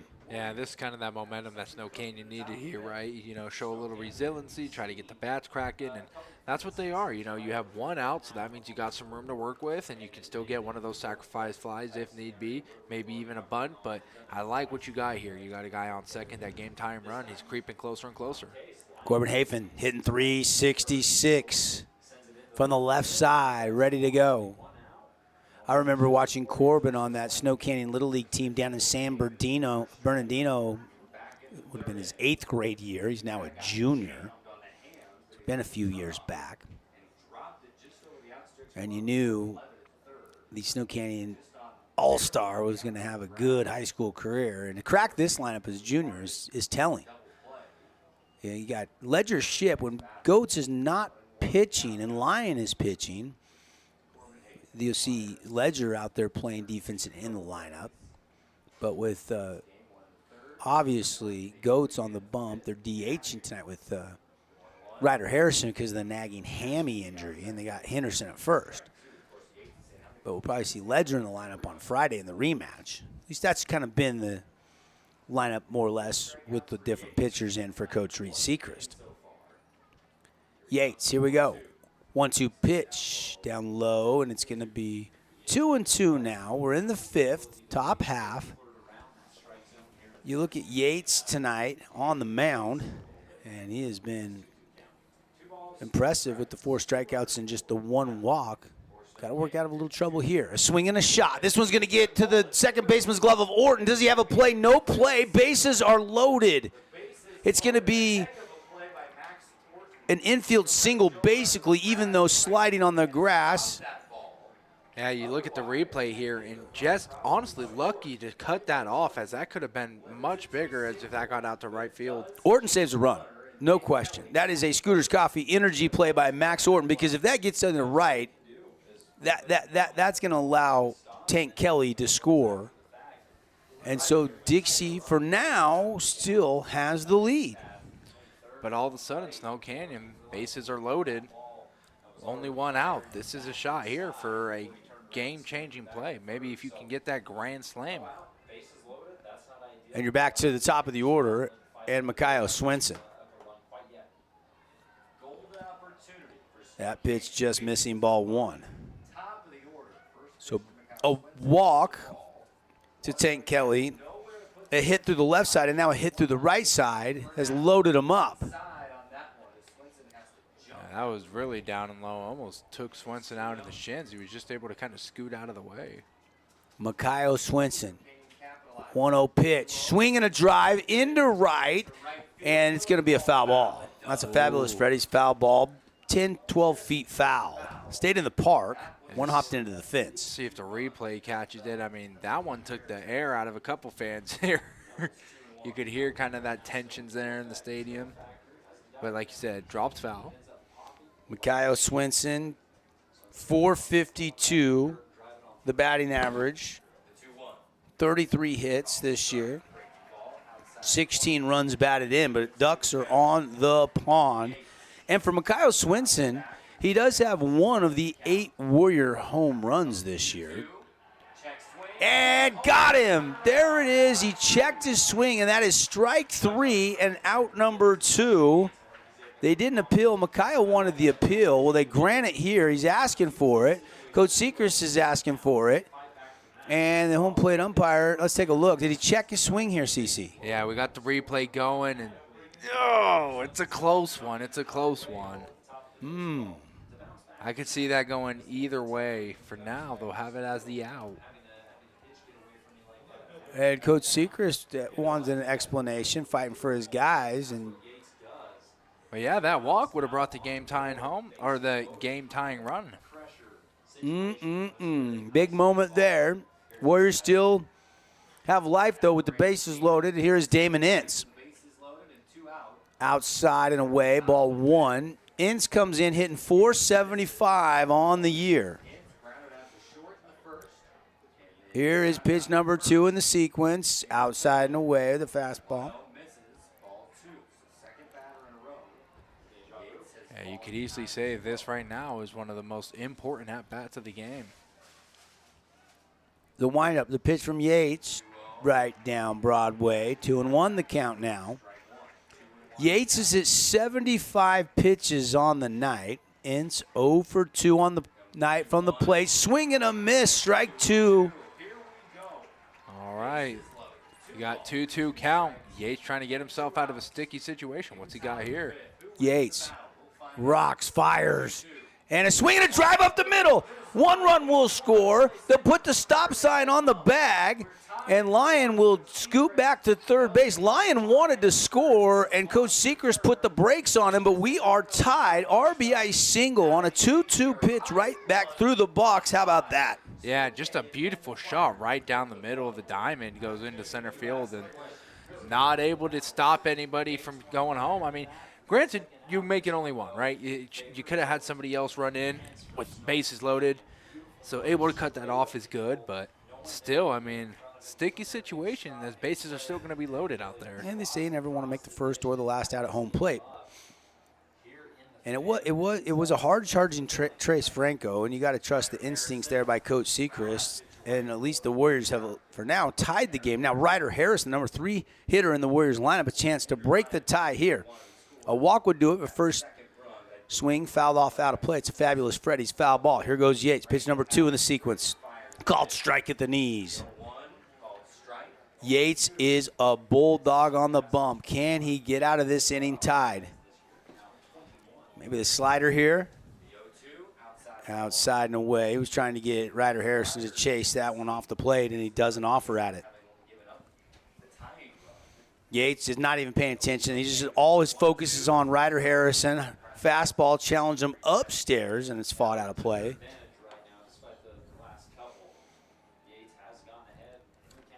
Again, we'll be naming a Findlay Subaru star of the game when this one's over. Ryder Harrison, hot shot, but right to Max Orton, and we are tied going to the bottom of the 5th. But a huge RBI single by Damon Ince has at least tied this game, but they leave 3 on base. They get 1 run on 3 hits, and they strand 3. And we got a baseball game brewing. Haven't settled anything. Stay with us on the Fan Sports Network. Discover elegance at the Awning Company. Join us at the St. George Parade of Homes this week. See our exquisite awnings featured in select homes. Elevate your outdoor space with us. Call for a free quote today.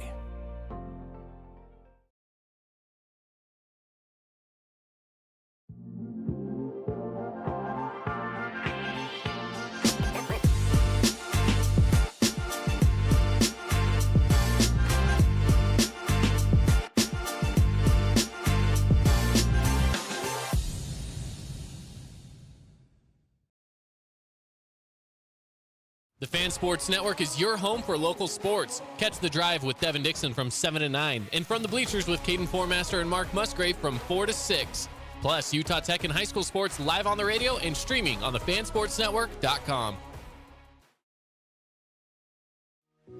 We love giving back to our community, and over the years, we have provided vehicles for families in need, supported local charities, and helped train our first responders. Dealer Collision, your place for collision repair.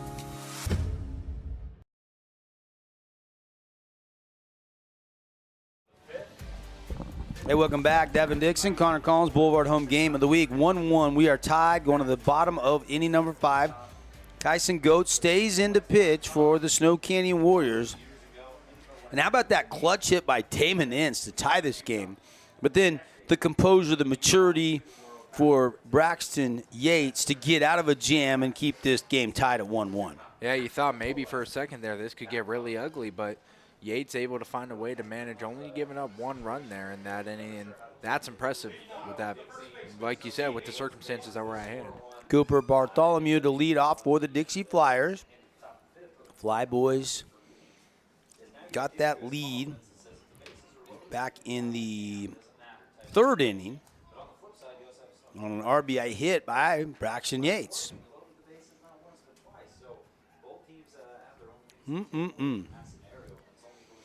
See if maybe he can get a little something going here. It's a good strike. 1-2 now the count. Nice breaking ball down the middle. Again, tonight's game brought to you by Coral Canyon Golf Course. Get your tee times after 1 o'clock with the radio sports special. Just $75. Great conditions right now from the tee to the fairways to the greens to the bunkers. They flip the nines. It's fantastic. 435-688-1700. Call for tee times. A swing and a pop-up into right. Swenson camps underneath it for out number 1. Yeah, we'll watch on the replay here. It's decent connection on the ball, but getting under it and the wind not really doing you a whole lot of favors. Just going to bring it a little short. And like you said, good job by Swenson to corral. Yeah, well, that was your can of corn. It was pretty routine play out there for Swenson, and Bartholomew knew it when he left the bat. Isaac Zepp is the one guy that scored that run tonight after he singled and got on base. Later came around for the lone run for the Flyers. 1-0 pitch. Chopper out to Sechrist deep in the hole. Sechrist silhouette spin move, airmail high. And Zepp will be safe at first. That's going to be interesting to see how they decide to score that, because it was hit so deep in the hole, but the throw was so far off line. Easy to say E6, but I don't know if that's on line if he even gets him. Yeah, I mean, that one almost was a nice play because he corralled the ball in just a little kind of crazy on the release there, trying to get it to first. You know, it's probably one of those plays where if you're the Flyers scorekeeper, you probably score that a hit. If you're the Warriors scorekeeper, you might be more inclined to score a hit as well, but it might be some scorekeepers are just more tough on plays than others. And there's another hit. I'm going to call the first one a single, and that one is clearly a single by the leadoff man, Ridge Erickson. And we got 2 on with 1 out here, and the Flyers are trying to answer right back after Snow Canyon just tied this game up. Yeah, the first half of this game was kind of back and forth, quick innings in and out with some, just strikes going right down the middle. But I'm starting to tell you here, Devin, wind's dying down. Guys are starting to crack the ball a little bit. I think we're in for an exciting finish. So, again, I'm going to score back-to-back singles. Do you agree or disagree? Do you think I should give that an air? I mean, again, it was hit into that gap. And realistically, I think if the throw was on point, you might have a chance. So, well, if that's the case, then I probably should score it an air. Up to the scorer's discretion. The Warriors have not scored an error on their game changer. The Flyers, and we've got a balk on Kyson Goetz. And both teams scored a hit, so we're going to go with a hit on game changer. Well, that box might be critical here. Is now you got 2 guys in scoring position. And now the double play is kind of out of play with runners on second and third. Goetz has got to go to dial it up here. It's a curveball hit into Hayfen. In center field, he's going back, and he's going to get to it. They're going to take the lead, though. It's going to be a sac fly RBI by Boston Vest. And we'll watch the replay here as they get out under there. Good way to track it. And just chucking it down in. It's going to be the RBI sac fly, though, like you said, Double D. And that's going to be big as it gets the second out on the board, but also the second score for the Flyers. And how about Zepp scoring both runs tonight, both getting aboard on hits. So Isaac Zepp has been very productive. That was one of our Team D auto sales keys to the game. If you remember back to our pregame show, we talked about bottom of the order production for both these teams tonight could be crucial. Here is Braxton Yates. And strike 1. 2-1 Flyers have retaken the lead on the sac fly RBI by Boston Vest. And that one missing. 1-1 the count now.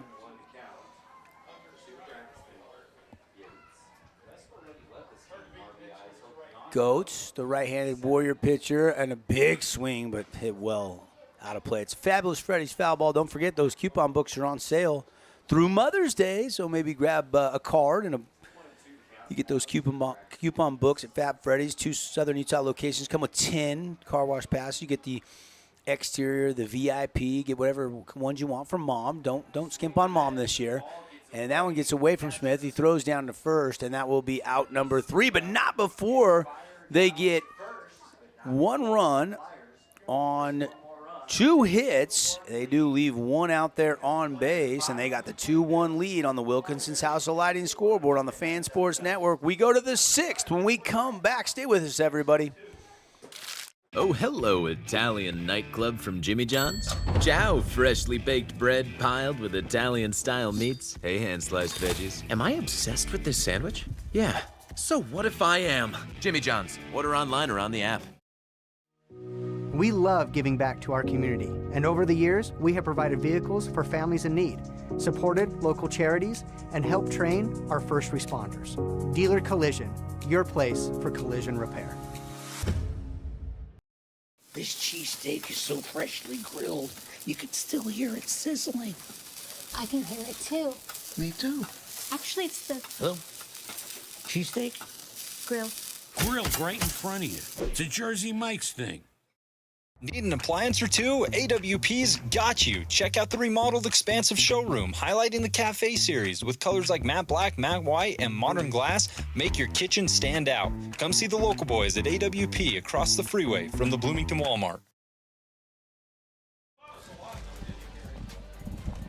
Hey, welcome back, everybody. And we had an interesting conversation in the press box about, do you score that a hit on that play deep in the hole behind the bag at second? Seacrest, and I think the consensus was, yeah, it's a hit. Yeah. I think I might be a little tougher, as I said, but. Yeah, I mean. It's, again, a lot of guys, it comes down to the discretion of the score, and that's one of those that, he did have to kind of go out of his way. It was a hard play to make no matter what, so if you go a hit, I'm right there for that. I could see it. Fred Dugan, the old Dixie State, Utah Tech scorer, sat with them in the press box at Bruce Hurst Field a lot over the years, and I'm pretty sure he would have scored that in there, but I'm a little more lenient. And both teams, live stats, both scored it the same, so I tend to agree. Yeah. We go to the 6th. Warriors, well, they didn't tie it up for long, did they?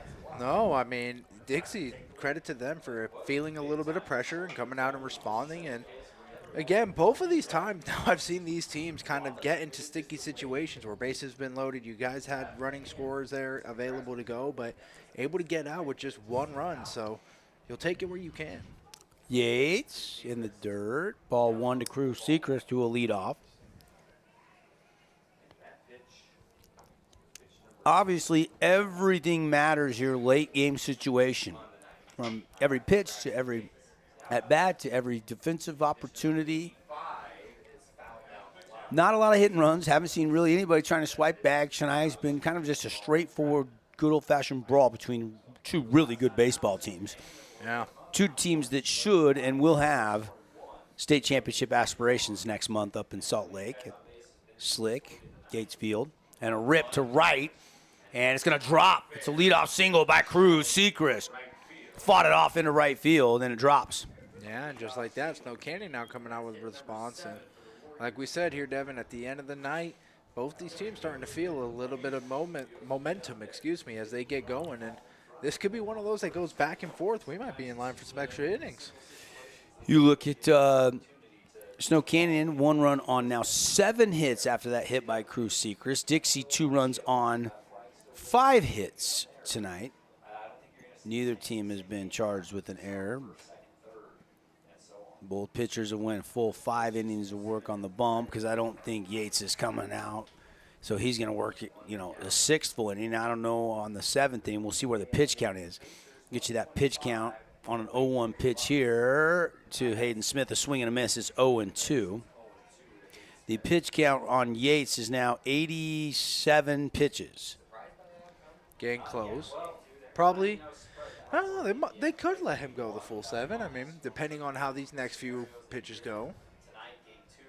Be pushing it a little bit. And a swing and a drive, and this one could be trouble if it stays fair, and it is going to be a fair ball into the coffin corner. They're going to send Seacrest around third. Here comes the relay home, and tag is not there. He is safe, and we are tied 2-2. Hayden Smith rips a double, scoring Seacrest all the way from first base. And here's that replay as it's coming back in. You can see close. Just barely able. The swipe. Oh, and just Just missing.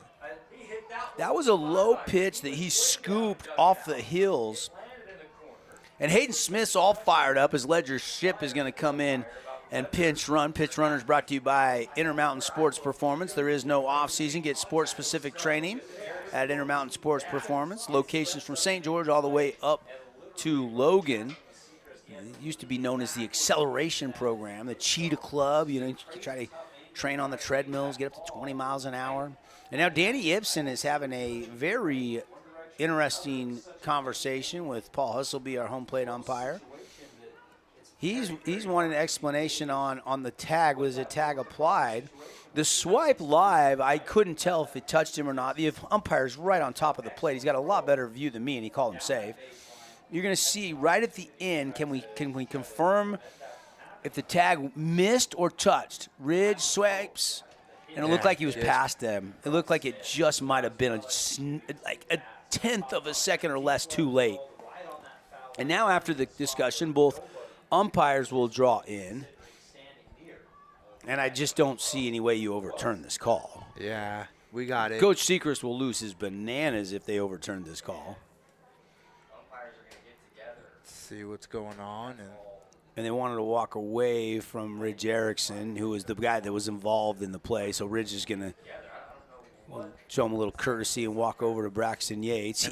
Ridge is acting like he got the tag. Yeah, and I'll play it back here again. I put the run on that board. Let's take another look.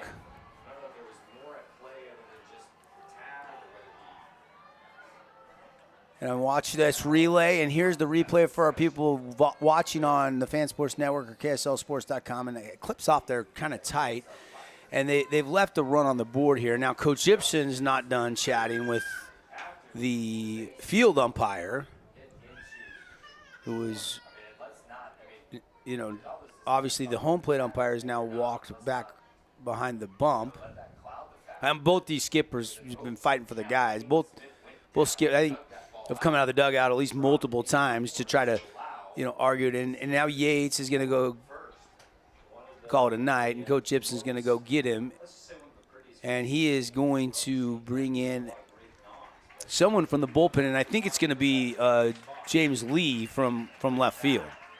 So James Lee will come in to pitch. We'll take a quick break. We got a pitching change, and then we'll be back to tell you about Lee's statistics on the year. And we are tied 2-2 in the sixth on the Fan Sports Network. Red Rock Real Estate has over 200 professional realtors in the St. George area that specialize in the local market. Whether you're buying your dream home, looking for an investment property, or want to sell your home for the highest amount, the Red Rock Real Estate team is here to assist you. Get started now by visiting redrockrealestate.com. Indulge in luxury at Outdoor Living. Join us at the St. George Parade of Homes this week. Discover our exquisite patio furniture showcased in select homes. Elevate your outdoor living space with us. Visit our showroom today. Nets on Fire is the place to hoop in Southern Utah. Elevate your game with group or individual training with elite coaching. Hustle to netsonfire.org to learn more and see why so many rising stars hoop at Nets. Nets on Fire, building champions on and off the court. Own property and want to rent it? Then you need the right team with 11 years of local experience, a staff of over 25 employees, and a 4.9 Google rating. Aim to maximize your rental income and find quality tenants while keeping turnover low to increase your revenue and truly maintain your property. Learn more at redrockpropertymanagement.com. Hi, I'm Jermaine O'Jegman from The Rink, and I'm inviting you to come out and escape The Rink. The Rink is the hot spot in town for big group events and kid birthday parties. We now have a karaoke room and retro skate night every Friday night. Visit skatetherink.com to learn more and let the good times roll at The Rink. Pitching change brought to you by Luke Udy, American Family Insurance. Get a free quote today. See how much Luke can save you. Luke Udy and Associates. Area protection under one roof. We've got a couple changes here. So James Lee is not coming in to pitch. He was running in from left field to play third base. Logan Levitt is coming in to pitch, which means obviously he's kind of settled into that closer role for now, and Jake Andreas is that number 2 starter. So we'll see Logan Levitt on the bump in a 2-2 game. And then Braxton Yates will go get different glove and run out there, and he will be in left field. So those are the changes for Coach Danny Ibsen. And controversial call. The one thing in knowing Ridge and knowing Ridge's character, he was a little bit upset that he didn't get that call, which tells me he thought he tagged Cruz Sechrist. Replay showed the Seacrest passed the plate, the backhand swipe, and it was clipped off on us. So we really had a hard time deciphering. Can we see that one more time, CC? Yeah, and again, it clips out kind of right at the end just because of the timing. What a great job digging it out of the corner, and then the throw comes all the way in the relay, and then, man, did he get him? It's so close, I can't tell. He might have, but it looks like he had to swipe backwards. So that one camera angle, I wish we had another angle that would be more definitive than that. Yeah. But that's all we've got tonight. I apologize, but at least you got video, folks. So here is Logan Levitt. Let's get you the numbers as that first pitch misses from, I call him the Levitator Levitt, 1-0 count. And Levitt, here comes pitch number 2 to Darius Henderson, a swing and a miss. Talk about Levitt. We've been talking about the bat, 400, over 400, hitting it just unbelievable. But how about the pitching? He hasn't lost a game this year. I mean, that's one thing. But then you look at some supplemental stats, and there's a called strike at the knees to Darius Henderson. And my computer's freezing here as I'm trying to look at my stats. Here we go. Almost. And the 1-2 pitch, and that's going to be did it hit him? It's hit by a pitch. I couldn't tell what the definitive signal was, but he is hit. So Ship, who's pinch running, will have to head back to second base. Okay, I finally got it. Here's your numbers on Logan Levitt. He's pitched the most innings of any Flyer, the senior, 38 2/3, coming in a closer role tonight in a 2-2 game. And he hasn't given up a home run, a triple, or a double all year. He's got 46 Ks, which is a team high. Opponents are hitting just 224 off of him. And so, he's been kind of that workhorse. Some really good numbers for Mr. Logan Levitt. Yeah. And I think it's impressive that when you're able to kind of come in and play that relief pitcher, especially on a team like this for the Flyers, that, as they get into these late games, a lot of teams are starting to turn it up. They get into tight situations, and he's been able to find a way to win. So 1.63 ERA, 5-0 wins to losses, 8 appearances. And Tank Kelly now with 2 on will step in. TK has a double in his first at bat and then walked, so officially 1 for 1 tonight. So here is Levitt, 2 on, nobody out. We're in the top of inning number 6, a swing and a miss from Tank. And Tank's trying to dial something up here with 2 guys on base, first and second loaded up, and see if maybe he can try to get something right out into that gap. The final line on Braxton Yates, 5 innings pitched, gave up 8 hits, 2 runs, both earned, walked 1, struck out 5. So 5 S&S mechanical strikeouts for Yates and a no decision. And, of course, he's going to account for the runner on second base. And 2-1 now the count. Tank Kelly. Could hear a little disgruntlement from the fans, thinking maybe there was a strike that might have missed. And a swing and a chopper. It's a fabulous Freddy's foul ball. Again, thanks to Cache Valley Bank. Haven't got a Cache Valley Bank home run tonight, but Cache Valley Bank, your financial outfitter. Cache Valley Bank, mountains away. Maybe I'll be heading to the mountains this summer. CC, you going to the mountains at all? A little camping on the horizon this summer? Got him, Tank Kelly. There's a strikeout for Logan Levitt. S&S Mechanical K hanging on the board. I'll definitely be hanging out on the mountains. Got a good summer coming up. We're starting to feel that warm weather creeping in here now. I'm going to have to go up north a little bit to escape some of the heat down south. Yep. No question. Like what Levitt's done right here now, and getting out of this, and kind of a sticky situation he was put into, but now with 1 out on the board, maybe he's able to catch a little bit of momentum, a little bit of confidence.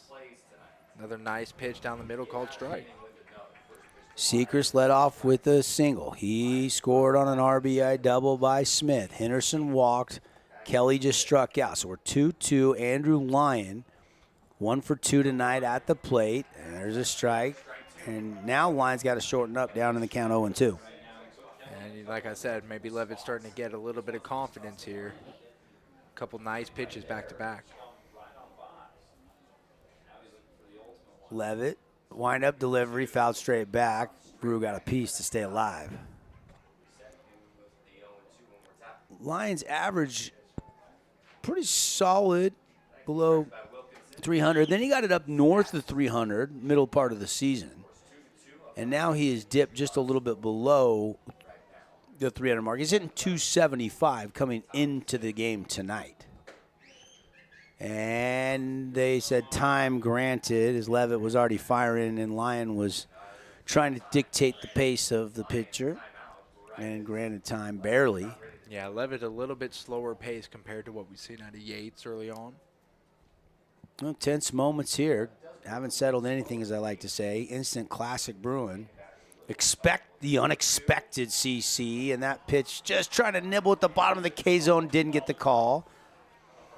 And it's another ball. And Lyon hanging around. Good eye there by Rue. Still behind, though, 1-2 the count. And that one lifted high, but not deep. Down the line, and Yates is going to watch it go out of play. It's a Fabulous Freddy's foul ball. Just trying to keep it alive, stay at bat. And, you know, you like that making contact just a little early. Well, like I said, Rue hard hit through the 5-6 hole, 1 for 2 tonight. He's really developed as a hitter. He's always been a tremendous pitcher. We'll see him probably start on Friday in the rematch. Got a really good slider, really good changeup, good velo on his fastball. But that slider is nasty. But he started to really develop in his junior season as a great hitter. And that one's going to be lifted and fouled down the line and past first base, giving chase. And that's going to get out of play. Another Fabulous Freddy's foul ball. Yeah, fighting away at the count, staying alive. Still fighting, seeing pitches. Tonight's game brought to you by Dealer Collision, proud sponsor of Region 9 Baseball here on the Fan Sports Network. From minor collision to major accidents, you choose who fixes your accident. After an accident, you choose who fixes your car. Choose Dealer Collision, your choice for collision repair. 2-2 pitch coming. And Lyon's going to pop this one up. This one's going to be playable if they can get to it. It's in the Bermuda Triangle, and it drops.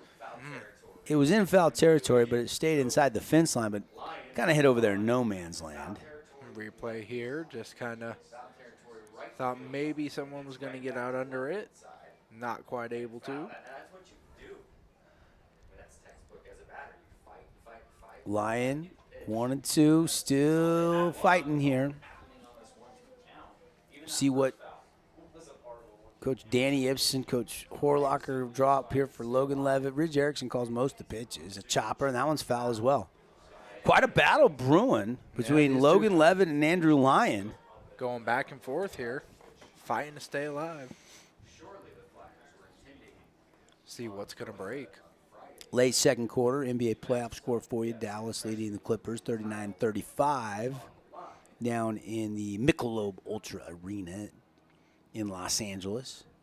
Or is it still Crypto.com Arena? I guess it's still Crypto.com. Yeah, still Crypto.com. And I think they'll be getting moved out of here. It's this summer, right? I think they make that official move. Get that other arena. It's going to be exciting for Clippers fans out there. Going to go check it out myself, I think. Here's the pitch from Logan Levitt. Chopper. This one's going a slow roll. Going to stay fair, and Lyon is going to beat it out. And the throw gets away, and the Warriors are going to take a 3-2 lead. And let's see here on the replay, because just a beautiful little – you thought maybe that it was going to foul out, but it stays in. Pitch gets out of the way, like you said.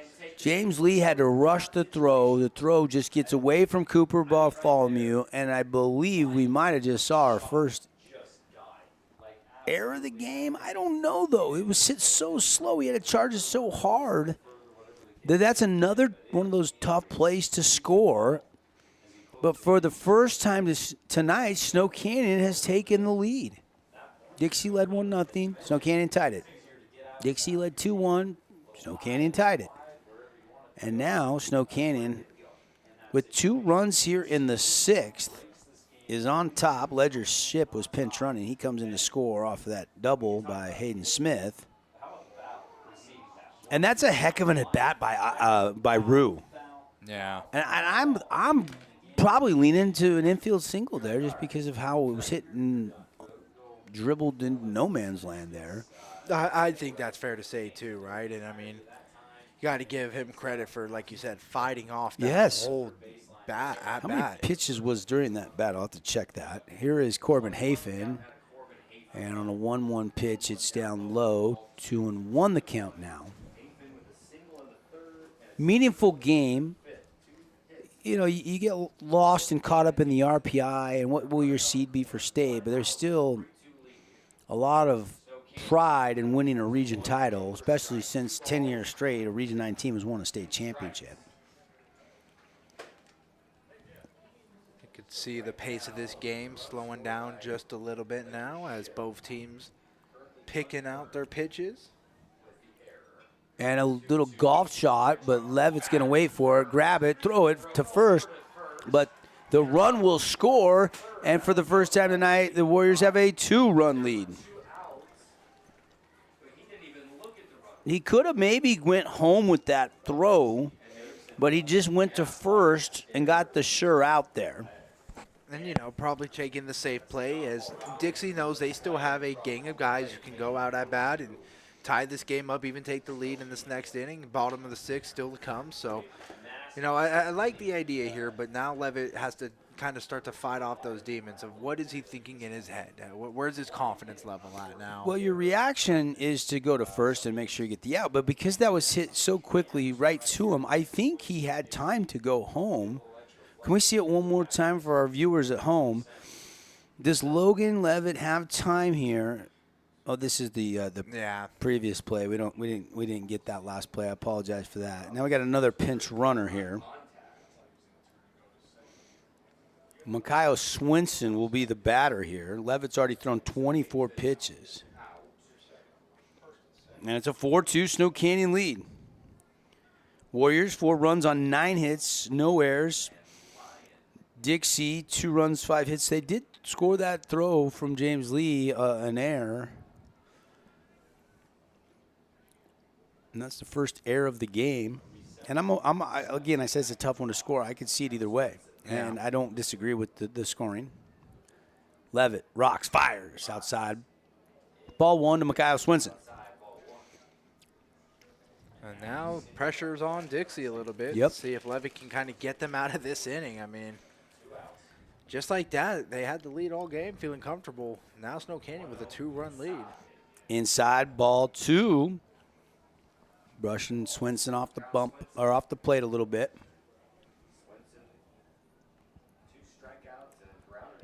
2 outs here. You don't want to give up any more damage. You still got a runner out at second. Bender and Levitt slips down. And now Coach Ibsen's going to go check on him. Now the replay here, you kind of see that right as he's releasing the pitch, looks like his foot slides out from under him. Well, he looks okay, and Coach Ibsen's just going to check on him. And he don't want to come out of this game. And Coach Ibsen's not going to pull him out of this game. Just buying him a little time, I think, right there. Yeah. Give him a chance to get his bearings back under him. And you just hope something didn't buckle there. It looked more like something gave than buckled, but now he's planting it off and pushing off fine. I think he's fine. Yeah, it looks all right. I think it just slipped a little bit there on the mound and able to get out. So could be scary, but feels like an injury prevented, no doubt. So we line back up. Still going to be the 3-0 count. Don't want to lose him here. Ooh. Oh. Almost hit him. And now they're going to send the runner. The throw's going to go into right field. Or, excuse me, left field. And now they're going to send the runner back to the bag. The base actually popped out. So, yeah, you have this crazy pitch, as we see on the replay, goes over the head and has to make the decision here. And you thought as a wild pitch gets past third base, maybe you can try to go home, but able to cut it off. Ridge Erickson is so dangerous. You don't want to be too aggressive or he'll find a way to hose you out. But that time it worked out for the Warriors. That is Johnson over there pinch running. And now they got to figure out the bag. You got to get that bag put back in properly into the dirt.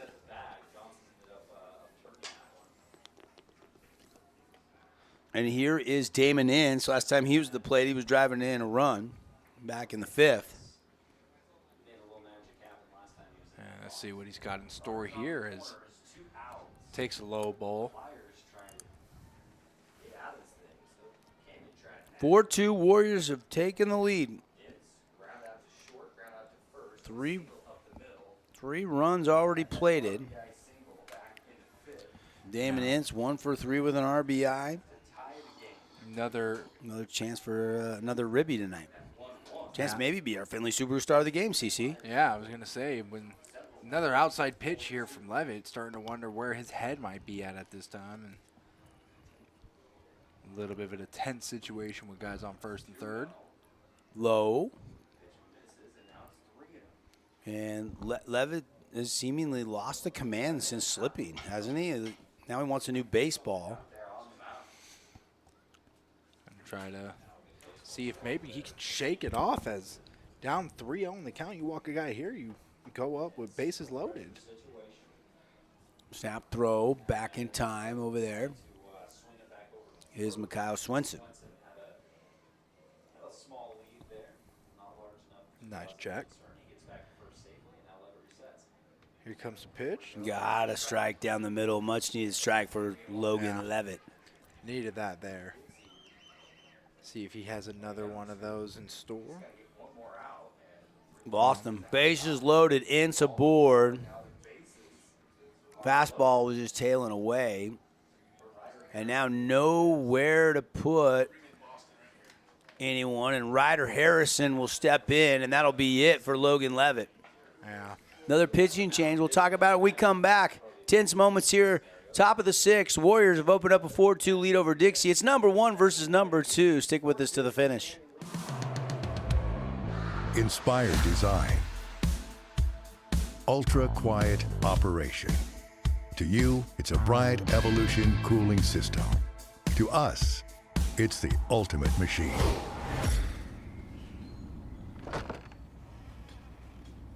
All set. For the dealer nearest you, visit Bryant.com. Remember when Down East was all scratch and dent furniture? Your go-to for dorm rooms, kids' rooms, and first homes? Well, the times have changed and Down East has changed with you. Down East is proud to offer our beautiful collection of high-quality furniture designed to elevate your space and make a statement. From stylish sofas and dining tables to cozy bedroom collections. If you're starting fresh or looking to upgrade, Down East has everything you need to create the home you'll love. Discover elegance at the Awning Company. Join us at the St. George Parade of Homes this week. See our exquisite awnings featured in select homes. Elevate your outdoor space with us. Call for a free quote today.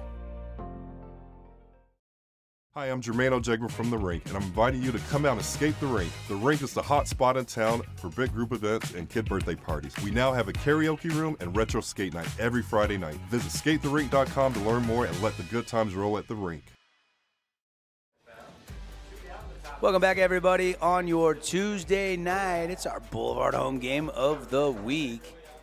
And boy, oh boy, things have gotten dicey here for the Flyers. Is Boston Vest going to try to come in and settle things down? And good news, Boston Vest has not given up a run all year. Now, he's only worked 4 1/3 of innings. He's 1-0. And he's walked 3 and he's struck out 3.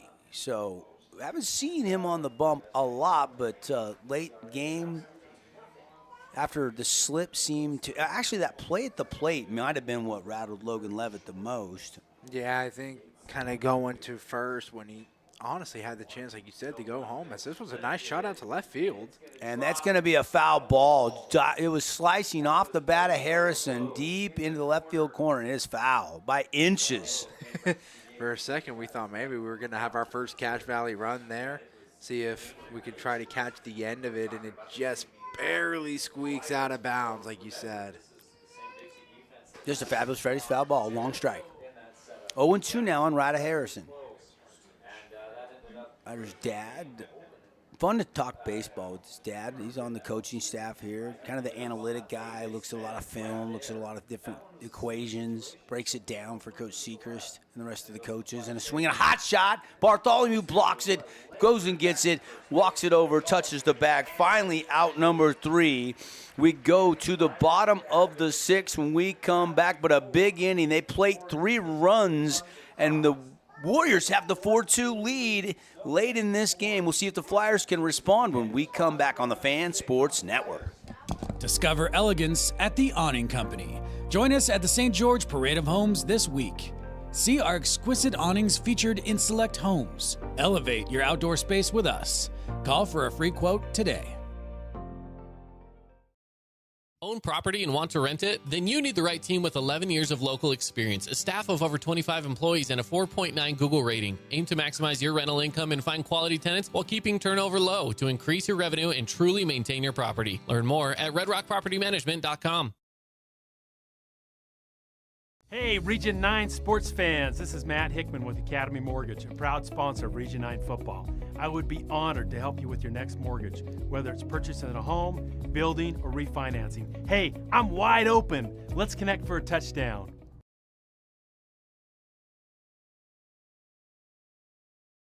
The Fan Sports Network is your home for local sports. Catch The Drive with Devin Dixon from 7 to 9, and From the Bleachers with Caden Formaster and Mark Musgrave from 4 to 6.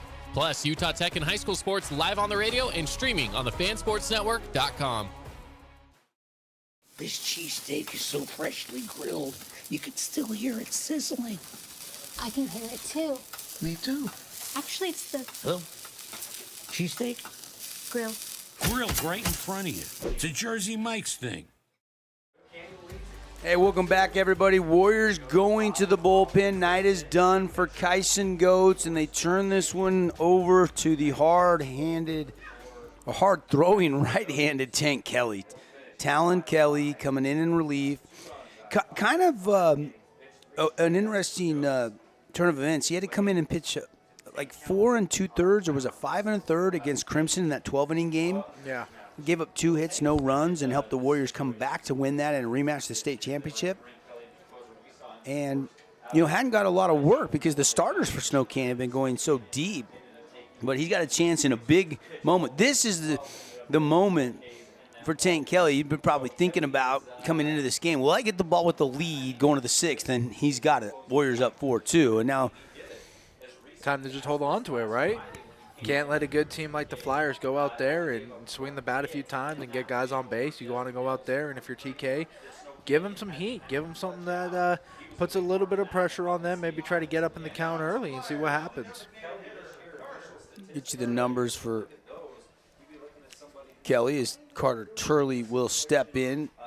And a swing and a miss, and you can see the velo from TK. Yeah, that speed coming out of his hand.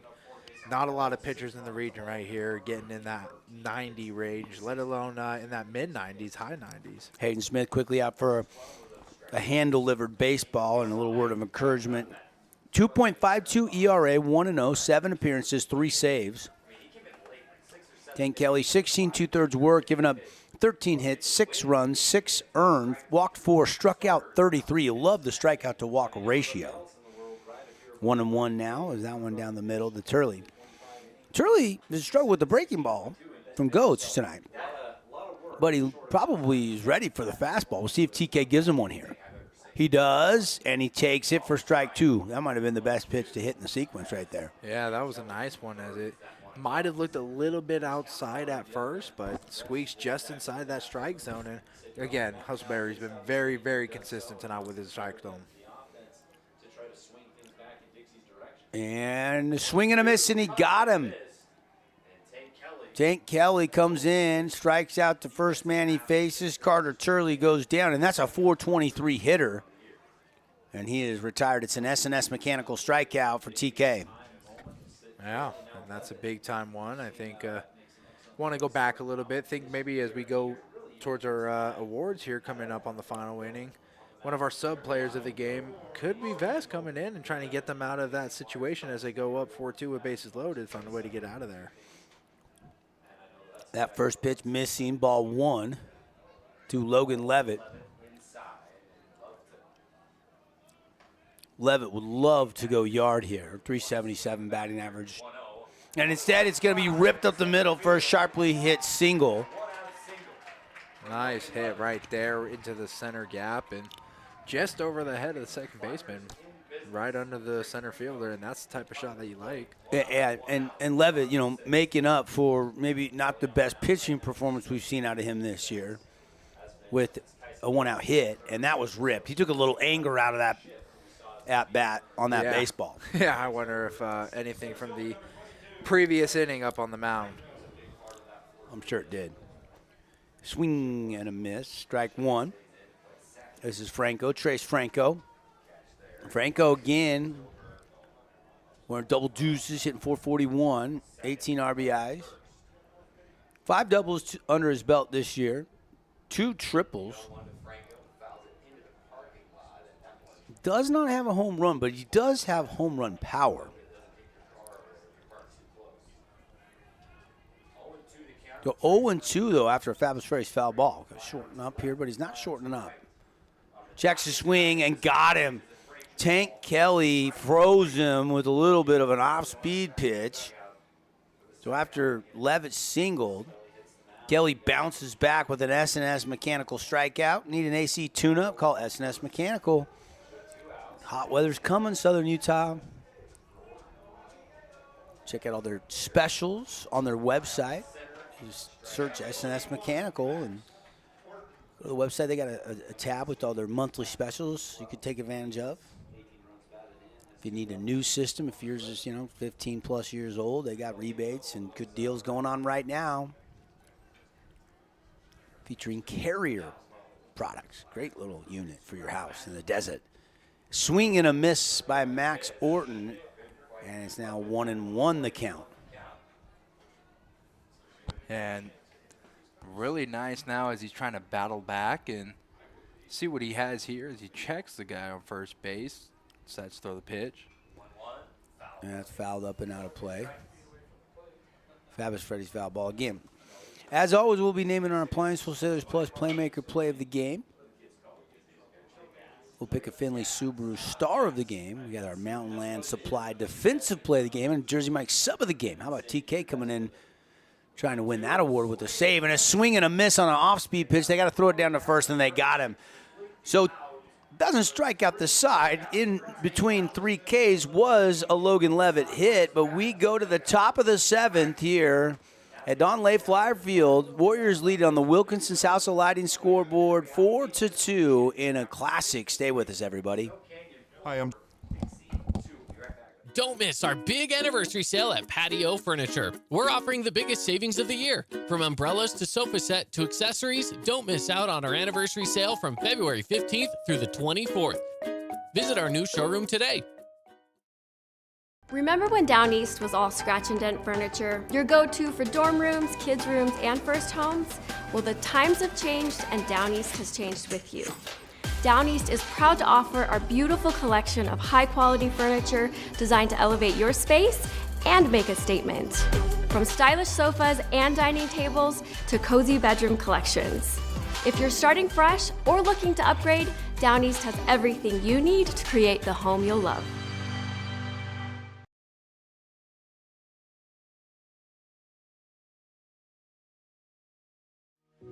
We love giving back to our community, and over the years, we have provided vehicles for families in need, supported local charities, and helped train our first responders. Dealer Collision, your place for collision repair. Oh, hello, Italian nightclub from Jimmy John's. Ciao, freshly baked bread piled with Italian-style meats. Hey, hand-sliced veggies. Am I obsessed with this sandwich? Yeah. So what if I am? Jimmy John's. Order online or on the app. Welcome back, everybody. Devin Dixon, Connor Collins, Boulevard Home Game of the Week. And as always, so we're always looking for our Region 9 highlights of the month. We got a great little partnership with Jimmy John's Freaky Fast. And we need your votes. Keep the nominees rolling in from track and field, from boys volleyball, from girls golf, from boys soccer, baseball, and softball, all the spring sports. We pick the best 4 every month, put them up on the Fan Sports Network socials, and then you, the fans, vote.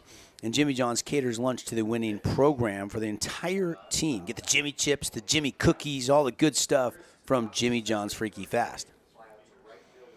Cruz Sechrist, one out. Or one strike as he fouls that off, excuse me. And now a little blooper, and that's going to be another hit for Sechrist. Having a nice night. Right into the gap there, and Snow Canyon really starting to find a little bit of momentum now. And I want to say since the 5th inning on, it just seems like they're really finding a way to get the bats going. So back-to-back singles. Sechrist popped up to second, flew out to right, but then singled and scored in the 6th, and then singles again to lead off in the 7th. So he's starting to find a little rhythm at the plate. And here's the number 5 batter. Last time he was at the plate, he hit an RBI double scoring Cruz Sechrist all the way from first base on a little bit of a controversial play because did he slide on the base? Did the tag touch him or not? You know, Erickson was saying either I tagged him or he missed the plate. I couldn't tell, but Ridge was not happy that then they appealed it. Coach Gibson came out of the dugout. The run stood. And since that play, the Warriors went on to add 2 more in the 6th inning, and now it's a 4-2 lead. Boston Vest, breaking ball, and it's 2-1.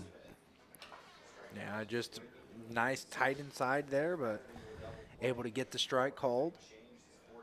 Vest rocks, fires. Here's the pitch, and that one's belted, but right to center. Franco has a beat on it, and he makes the catch for out number 1, and Sechrist will have to retrace his steps back to first base. Yeah, you can see on the replay here, nice shot, and good way to get out there, cover it, as you see Cuddy coming back. 1 away. Ledger Ship is going to pinch hit here for Darius Henderson. So Henderson, who has struck out a couple of times, walked and scored, officially 0 for 2, getting lifted, and Ledger Ship will get the AB. For Ship this year, the junior, Ledger has got a batting average at .341, so you can understand why. Henderson was really swinging it right when he got back, but it's kind of dipped down a little bit. And so with a couple Ks tonight, Coach Sechrist saying, Ledge, get out there, let's see what you can do. It was Ledger that had the walk-off hit, the game-winning hit against Desert Hills last week to get the sweep as they won 4-3 and 3-2 in both those games with the Thunder last week. Both incredibly tight games. Yeah. Of course, Desert Hills is the only team that handed Dixie a region loss this year. That happened back early in region play. We'll see what happens here, but Snow Canyon right now trying to give him another one. Outside, lost him. Ledger Ship is aboard.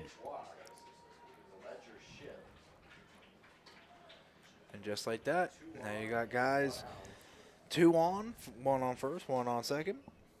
Setting up a chance now for Snow Canyon to possibly extend this lead. And here is the guy coming in trying to get the save. Actually, trying to get the win because he came in up 4-2 when he came in for Goats. So he could try and get the save. Goats would get the win. It was a 2-2. I'm trying to think back now. I'm confusing myself. CC, I got to check on that exactly. Breaking ball. Good one there from Vest. 0-1 the count. Yeah, and Tankeli only hitting 172. 16 hits, 10 hits this year, 16 runs, 18 RBIs, 3 doubles, 2 home runs. TK has a big hit tonight. And then walked and scored and then struck out. 1 for 2. And that's a big swing, pulled well foul and out of play. And Tank Kelly will head back to the plate with his BB Core bat. What everybody's swinging nowadays? 34-29s, 34-28s, 33s. Whatever it is, these guys are able to go yard with them. So TK's got 2 on the season. Hayden Smith's got 2. Ryder Harrison's got 2 dingers. They've hit 8. But remember, it was the first game of the year they hit 4. Yeah, I was or going to 5. say they had one game where I remember they had, I want to say it was 5 or almost 6 maybe even. Yeah, it was the very first game of the season. They were going bananas, but the pace has really slowed. I mean, you got Hagan Reed leading the entire state with 7 home runs. Speaking of that, last time we checked, Desert Hills was up 10-1. See if we can get you an updated score. Brought to you by Nets on Fire, building champions on and off the court. And he got him. There's a big S&S Mechanical strikeout for Boston Vest as down goes Tank Kelly. And that's a good strikeout by Vest. Just needs one more now here. See if he can retire out the side and give his guys one more chance to go out there and try to either tie or win this game. Update, Desert Hills leads Pineview 15-5, CC. That game, bases loaded for the Thunder in the bottom of the 5th inning. And I think we were saying, because Pineview might have the senior night going, just speculation that possibly Schroeder will be on the bump on Friday instead of the Tuesday. But we'll see how that plays out. It's 15-5. I mean, that's a big score disparity there. Yeah, in trouble with the 10-run rule here with the bases loaded for the Thunder in the 5th. So one more run, that game will be over. That's a home game for the Thunder. We'll keep you posted on the final. Vest breaking ball, missing away, and it's 2-0. Hayden Smith ready to go. He golfed one into left field last at bat. See what he can come up with here. Breaking ball, and it got back over the inside part of the plate for a called strike. Smith was bailing out of the way, and it bended right back in. And you see now they're trying to meet up here. Just make sure that, I think he's got the right idea. Try to attack that same pitch. And excuse me, I said Smith. This is Andrew Lyon at the plate. My mistake. I thought I saw the 8, but it was the 9. I checked my book, and of course it's Lyon at the plate. After TK just struck out. Swing and a miss, strike 2. That was a nice pitch there. Nice high fastball got him. But to my point, Lyon's got 2 hits in his last 2 at-bats, and he's 2 for 3 on the night. And it was a heck of a battle on that infield single. Could have been scored in air, depending on how tough of a scorer you are. As he kind of hit it to third, and the throw was off the mid-third space. A tougher scorer would say Rue is only 1 for 3, but I gave him credit for the hit. I think most people around did. Had to rush the throw. I don't think it would have got him. And we'll never know. And Lyon, again, did this earlier where he's dictating the pace, and he's granted time late. Did that when he was facing Logan Levitt. Yeah. And a swing and a miss, and got him. Another board hung with the K, and down goes Rue, and they can't get another run across, and that'll do it for the visitors' top half of the 7th. Flyers need 2 to tie it, 3 to walk it off. Warriors 3 outs away from a huge region win. It's number 1, Dixie, number 2, Snow Canyon. Going to the bottom of the 7th. We come back on the Fan Sports Network. Hey, it's Luke with Udine Associates at American Family Insurance. At Udine Associates, we love insurance so you don't have to. With a quick call, we can get you an instant quote with the right coverages. My team of licensed agents are ready to help you with better insurance from American Family. Give us a call at 435-251-9102. Don't miss our big anniversary sale at Patio Furniture. We're offering the biggest savings of the year. From umbrellas to sofa set to accessories, don't miss out on our anniversary sale from February 15th through the 24th. Visit our new showroom today.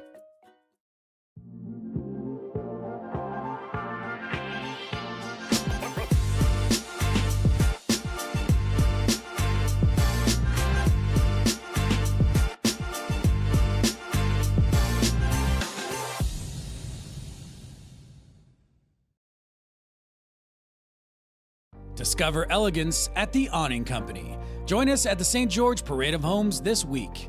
See our exquisite awnings featured in select homes. Elevate your outdoor space with us. Call for a free quote today. We go to the 7th. It will be Cooper Bartholomew here for the Flyers to lead things off. Then Isaac Zepp. And then back to the top of the order for Coach Ibsen and the Flyers. They need 2 to tie, 3 to win it. Great baseball game tonight with the Warriors up by 2 runs. And TK back out there to try to close it down for SC. Fastball challenged him down the middle and fouled straight back. Strike 1. And we'll see if TK tries to play a little bit more up pace. We saw in that last out that he did kind of go up to the mound with more of an upbeat tempo. It seemed like he was trying to get the ball out quick. And that one, off-speed slider from TK, and fights that one out of play. Another fabulous Freddy's foul ball. Coming up, we'll have the Johnson Pediatric Dentistry post-game show. Reaction, Down East Furniture stats, hand out our awards, put a bow on this, get you ready for the rematch on Friday. And a swing and a miss, there it is. All of a sudden, a lot of strikeouts. That is the 4th strikeout for Tank Kelly. Really starting to turn it on here as this game.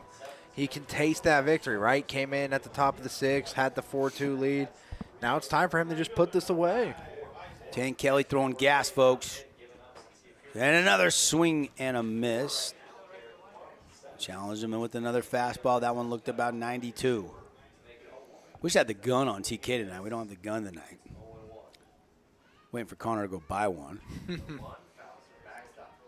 Or a sponsor. Anybody sell guns and wants to sponsor high school baseball on the network? Let's get us a gun so we can get you these numbers when they're throwing gas like TK is. That one's fought off 0-2. So Tank Kelly way ahead in the count again. Flyers down to their last 2 outs. Zepp needs to get aboard. He's been aboard twice tonight, swing and a miss, and he is gone. Tank Kelly is blowing it past the Flyers. But back to the top of the order, and that won't be as easy against this man, Ridge Erickson. Won't be as easy, no, but I'll tell you what, you can see that Tank Kelly's got a little bit of swagger and confidence right now. That's why he's going to play for Utah Tech and Coach Chris Fatenauer. And they want him for his arm. And it's so hard. We were talking about this the other day. It's so hard. I mean, I remember Isaac Lyon, former Snow Canyon Warrior. Dad was a big league pitcher for 14-plus years. His brother's Andrew Lyon playing tonight. Probably be the pitcher on Friday. This one's popped up into center field. This could be game. And it is. Game, set, match. Goes to Snow Canyon on the road tonight. They win it by a final score of 4-2. To finish my point, it's just so hard to play 2 positions, to pitch and hit. As we say, the final out, Ridge had a fastball. He had a beat on it, but he lifted it too high and just missed the fat part of the barrel. And Corbin Hafen squeezes it in. They'll handshake, some pleasantries, coaches and players exchanging congratulations, and then they'll rematch it and do it all over again on Friday night. And I believe we're going to have that game for you because a lot riding on that. I mean, we'll talk about that when we clean it all up, just like Dr. Cody at Johnson Pediatric Dentistry with all your kids' dental needs. 4-2 the final on the Wilkinson scoreboard. Lots to get to. Stats, reaction, what Friday means when we come back right after a message from our great local partners. Need an appliance or two? AWP's got you. Check out the remodeled expansive showroom, highlighting the cafe series with colors like matte black, matte white, and modern glass. Make your kitchen stand out. Come see the local boys at AWP across the freeway from the Bloomington Walmart.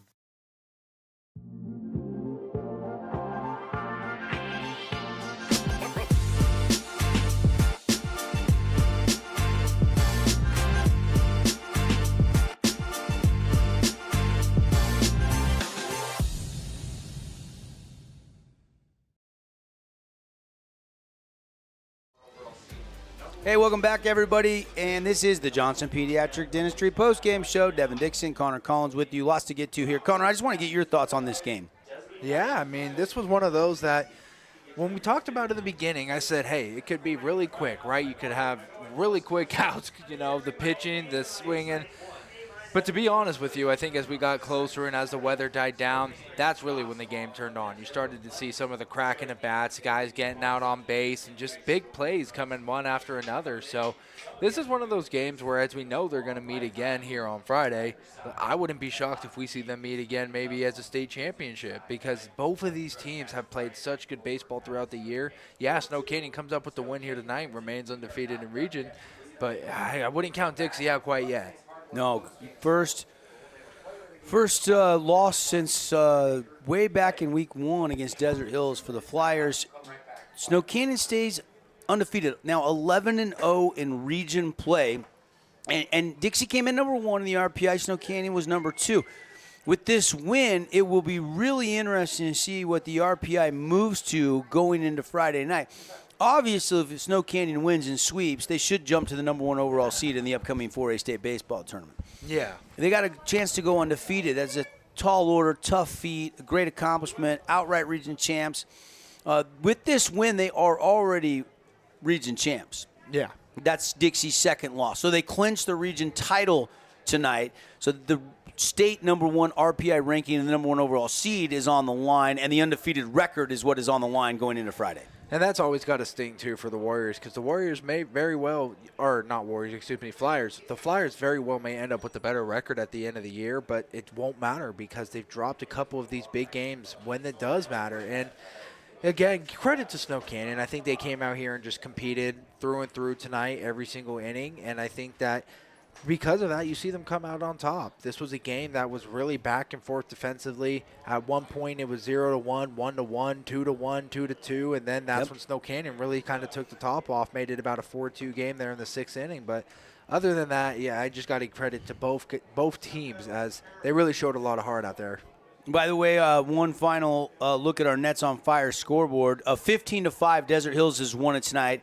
10-run, 5-inning game over Pineview. So the Thunder should stay number 5 in the RPI. Nice win there after getting swept by Snow Canyon last week. And 2 one-run losses, they bounce back tonight at home on senior night. There's only Cooper Clough, the only senior. That shouldn't have took long to honor Cooper Clough. But they'll go finish up the regular season at Pineview on Friday. They'll move this series over to Snow Canyon on Friday with everything riding on it that we just mentioned. 4-2 the final. Another tight one. That's 3 wins in a row by a total of 4 runs for the Snow Canyon Warriors. So they are playing tight games, which should really propel them and help them into the state tournament. And the bottom of the lineup again for Snow Canyon was huge. Talon Kelly, Andrew Lyon, Corbin Hafen combined for 5 of the 10 hits tonight. Dixie, though, had the lead, just couldn't hold it tonight. Just could not hold it. And you look at that big inning, it's the 6th when Snow Canyon captured the lead, going up 4-2 after Hayden Smith doubled, then Lyon singled, and Hafen grounded out. Each scored 1 run there. Goats gets the win on the mound. TK comes in on the back end, gets the save. I think that Smith double and the play at the plate, Sechrist diving in, and the controversy, did he touch the plate? Did he get a tag on him? Rich Erickson was not happy with the call. Coach Gibson came out. The play stood. That has got to be your AWP playmaker play of the game because that tied it, then they tacked on 2 more, went on to win it. Yeah, I agree with you. I mean, it's that one there, and then I think you also go as far as that sub of the game. I know we haven't quite got there, but again, that sub of the game for me is when Boston Vest came in, and you were looking at Logan Levitt right after you get bases loaded, and it's 4-2, and you're thinking, oh, man, this could really turn into something ugly. But he's able to get you out of that inning. And, yeah, they may not have won, but he at least gave you a chance to come back. Yeah. I mean, I think Coach Gibson made a timely move. Levitt just didn't have his best stuff tonight. Yates came in and was able to get into that 7th with down just 2. But I think that mix-up at home play really, really threw him off there. I think that after he decided to get the guaranteed out instead of trying to catch the ball and go to home plate and get the double play, I think he was kind of dealing with that mentally from that point on. Yeah, no question. Let's get to some other awards here, and then we'll get you the final Down East Furniture statistics, put a bow on this game. Let's look at our Findlay Subaru star of the game tonight. When you look at the box score, a lot of different things. And we'll kind of get you the stats as we do the awards here because we want to get you off into your Tuesday night. Looking at a couple things here. First, the run line. 4 runs on 10 hits, no errors for the Warriors. 2 runs on 6 hits, 1 error for the Flyers. Multi-hit game for Cruz Seacrest. He goes 2 for 4. Talon Kelly goes 1 for 3. Corbin Hafen goes 2 for 3, and Andrew Lyon goes 2 for 4. So there's your 5 hits from that is your 7, 8, and 9 hitter. I almost feel like you got to give some love to one of those 3 guys. Well, I mean, you have to, right? I think Tank Kelly comes and gets the save. So what he did on the back end, throwing gas there, getting one. He got 1, 2, 3, 4, 5 strikeouts and 6 batters faced. I think he's your star of the game, Tank Kelly. Yeah, and I think you said when we went into this game, one of the keys of the game we talked about. We picked him as one of the guys, right? Was who's going to be in that final 6, 7, 8, 9 rotation? Who's going to step up? And it was Tank Kelly tonight. Well, we pitched Boston Vest as our in the pregame. We always do our Star Watch, our Finley Super Star Watch. Then we pick the star of the game, and we went with Boston Vest. He had a great night tonight, and we went with Tank Kelly. And I said, even though he's sitting under 200, you feel like in a big moment, in a big game, he's going to do something big, and he did. So impressive stuff. Boston Vest gets the RBI on the sac fly. Yates gives the other one on an RBI single the first run of the game. Those are the only 2 RBIs for the Flyers. Sub of the game has to be TK2. Yeah. I mean, he came in and was just dominant on the back end, preserving the win for the Warriors. So our Mountain Land defensive play of the game, though, I love that Logan Levitt 5-4-3 double play the Flyers turned. I believe it was in the 2nd inning. Yeah, I do briefly remember that there, and I think that's a good play as well, right? Because you had to kind of slay it out there on second. You're able to get the quick pass out to first. I think that's a good play right there that you can go with. Yeah, let's go with that one. Our Mountain Land Supply defensive play of the game. Logan Levitt over to Max Orton on to first to Bartholomew for the 5-4. And it looks so clean. It happened so quick. I said it looked next level when it happened. It looked like a high-level college or even an MLB double play. So that was our Mountain Land Supply defensive play of the game. Mountain Land Supply featuring Bryant, whatever it takes. They've got you covered over there. If you need anything, get on over there to Mountain Land Supply. Looking at some other final statistics here, you can look at the pitching staff. Goats gets the win, and he just threw strikes tonight, CC. He was just kind of always around the zone. He didn't walk a lot of guys. Let his defense make plays behind him. Warriors turned to double play 2 in this game. We saw a couple of those. And it was just a well-played game between 2 excellent teams. Goes 5 innings for Goatsy, 2 runs, 2 earned, 1 walk, 3 strikeouts. Kelly comes in the last 2 innings, just gives up 1 hit, strikes out 5. That's why he is your Jersey Mike sub of the game, and also in part why we chose him as our Finley Subaru star of the game. Yates goes 5 innings, 8 hits, 3 runs, all earned.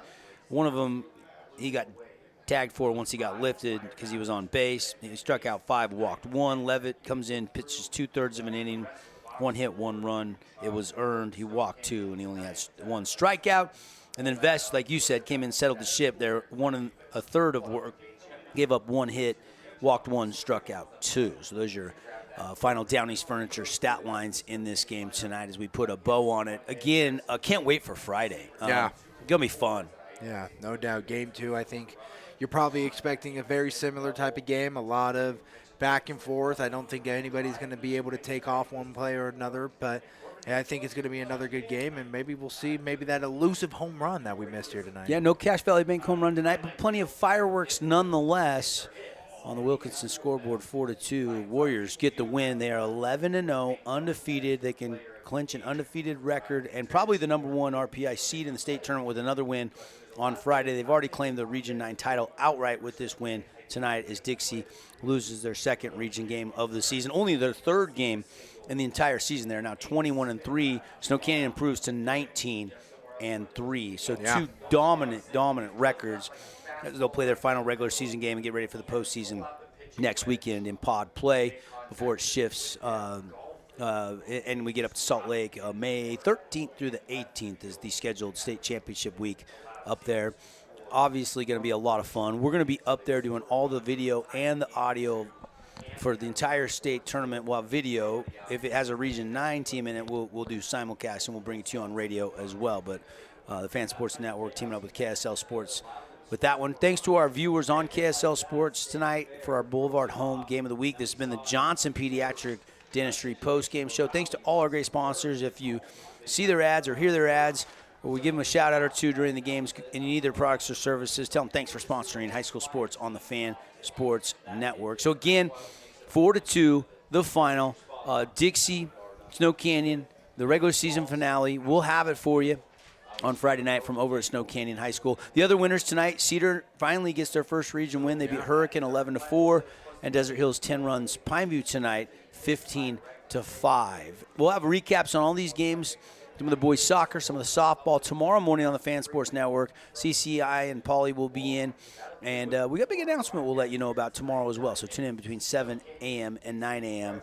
on the morning drive. Right here on your sports leader, the Fan Sports Network. Good night from Flyer Field, where the Warriors are your region champs after winning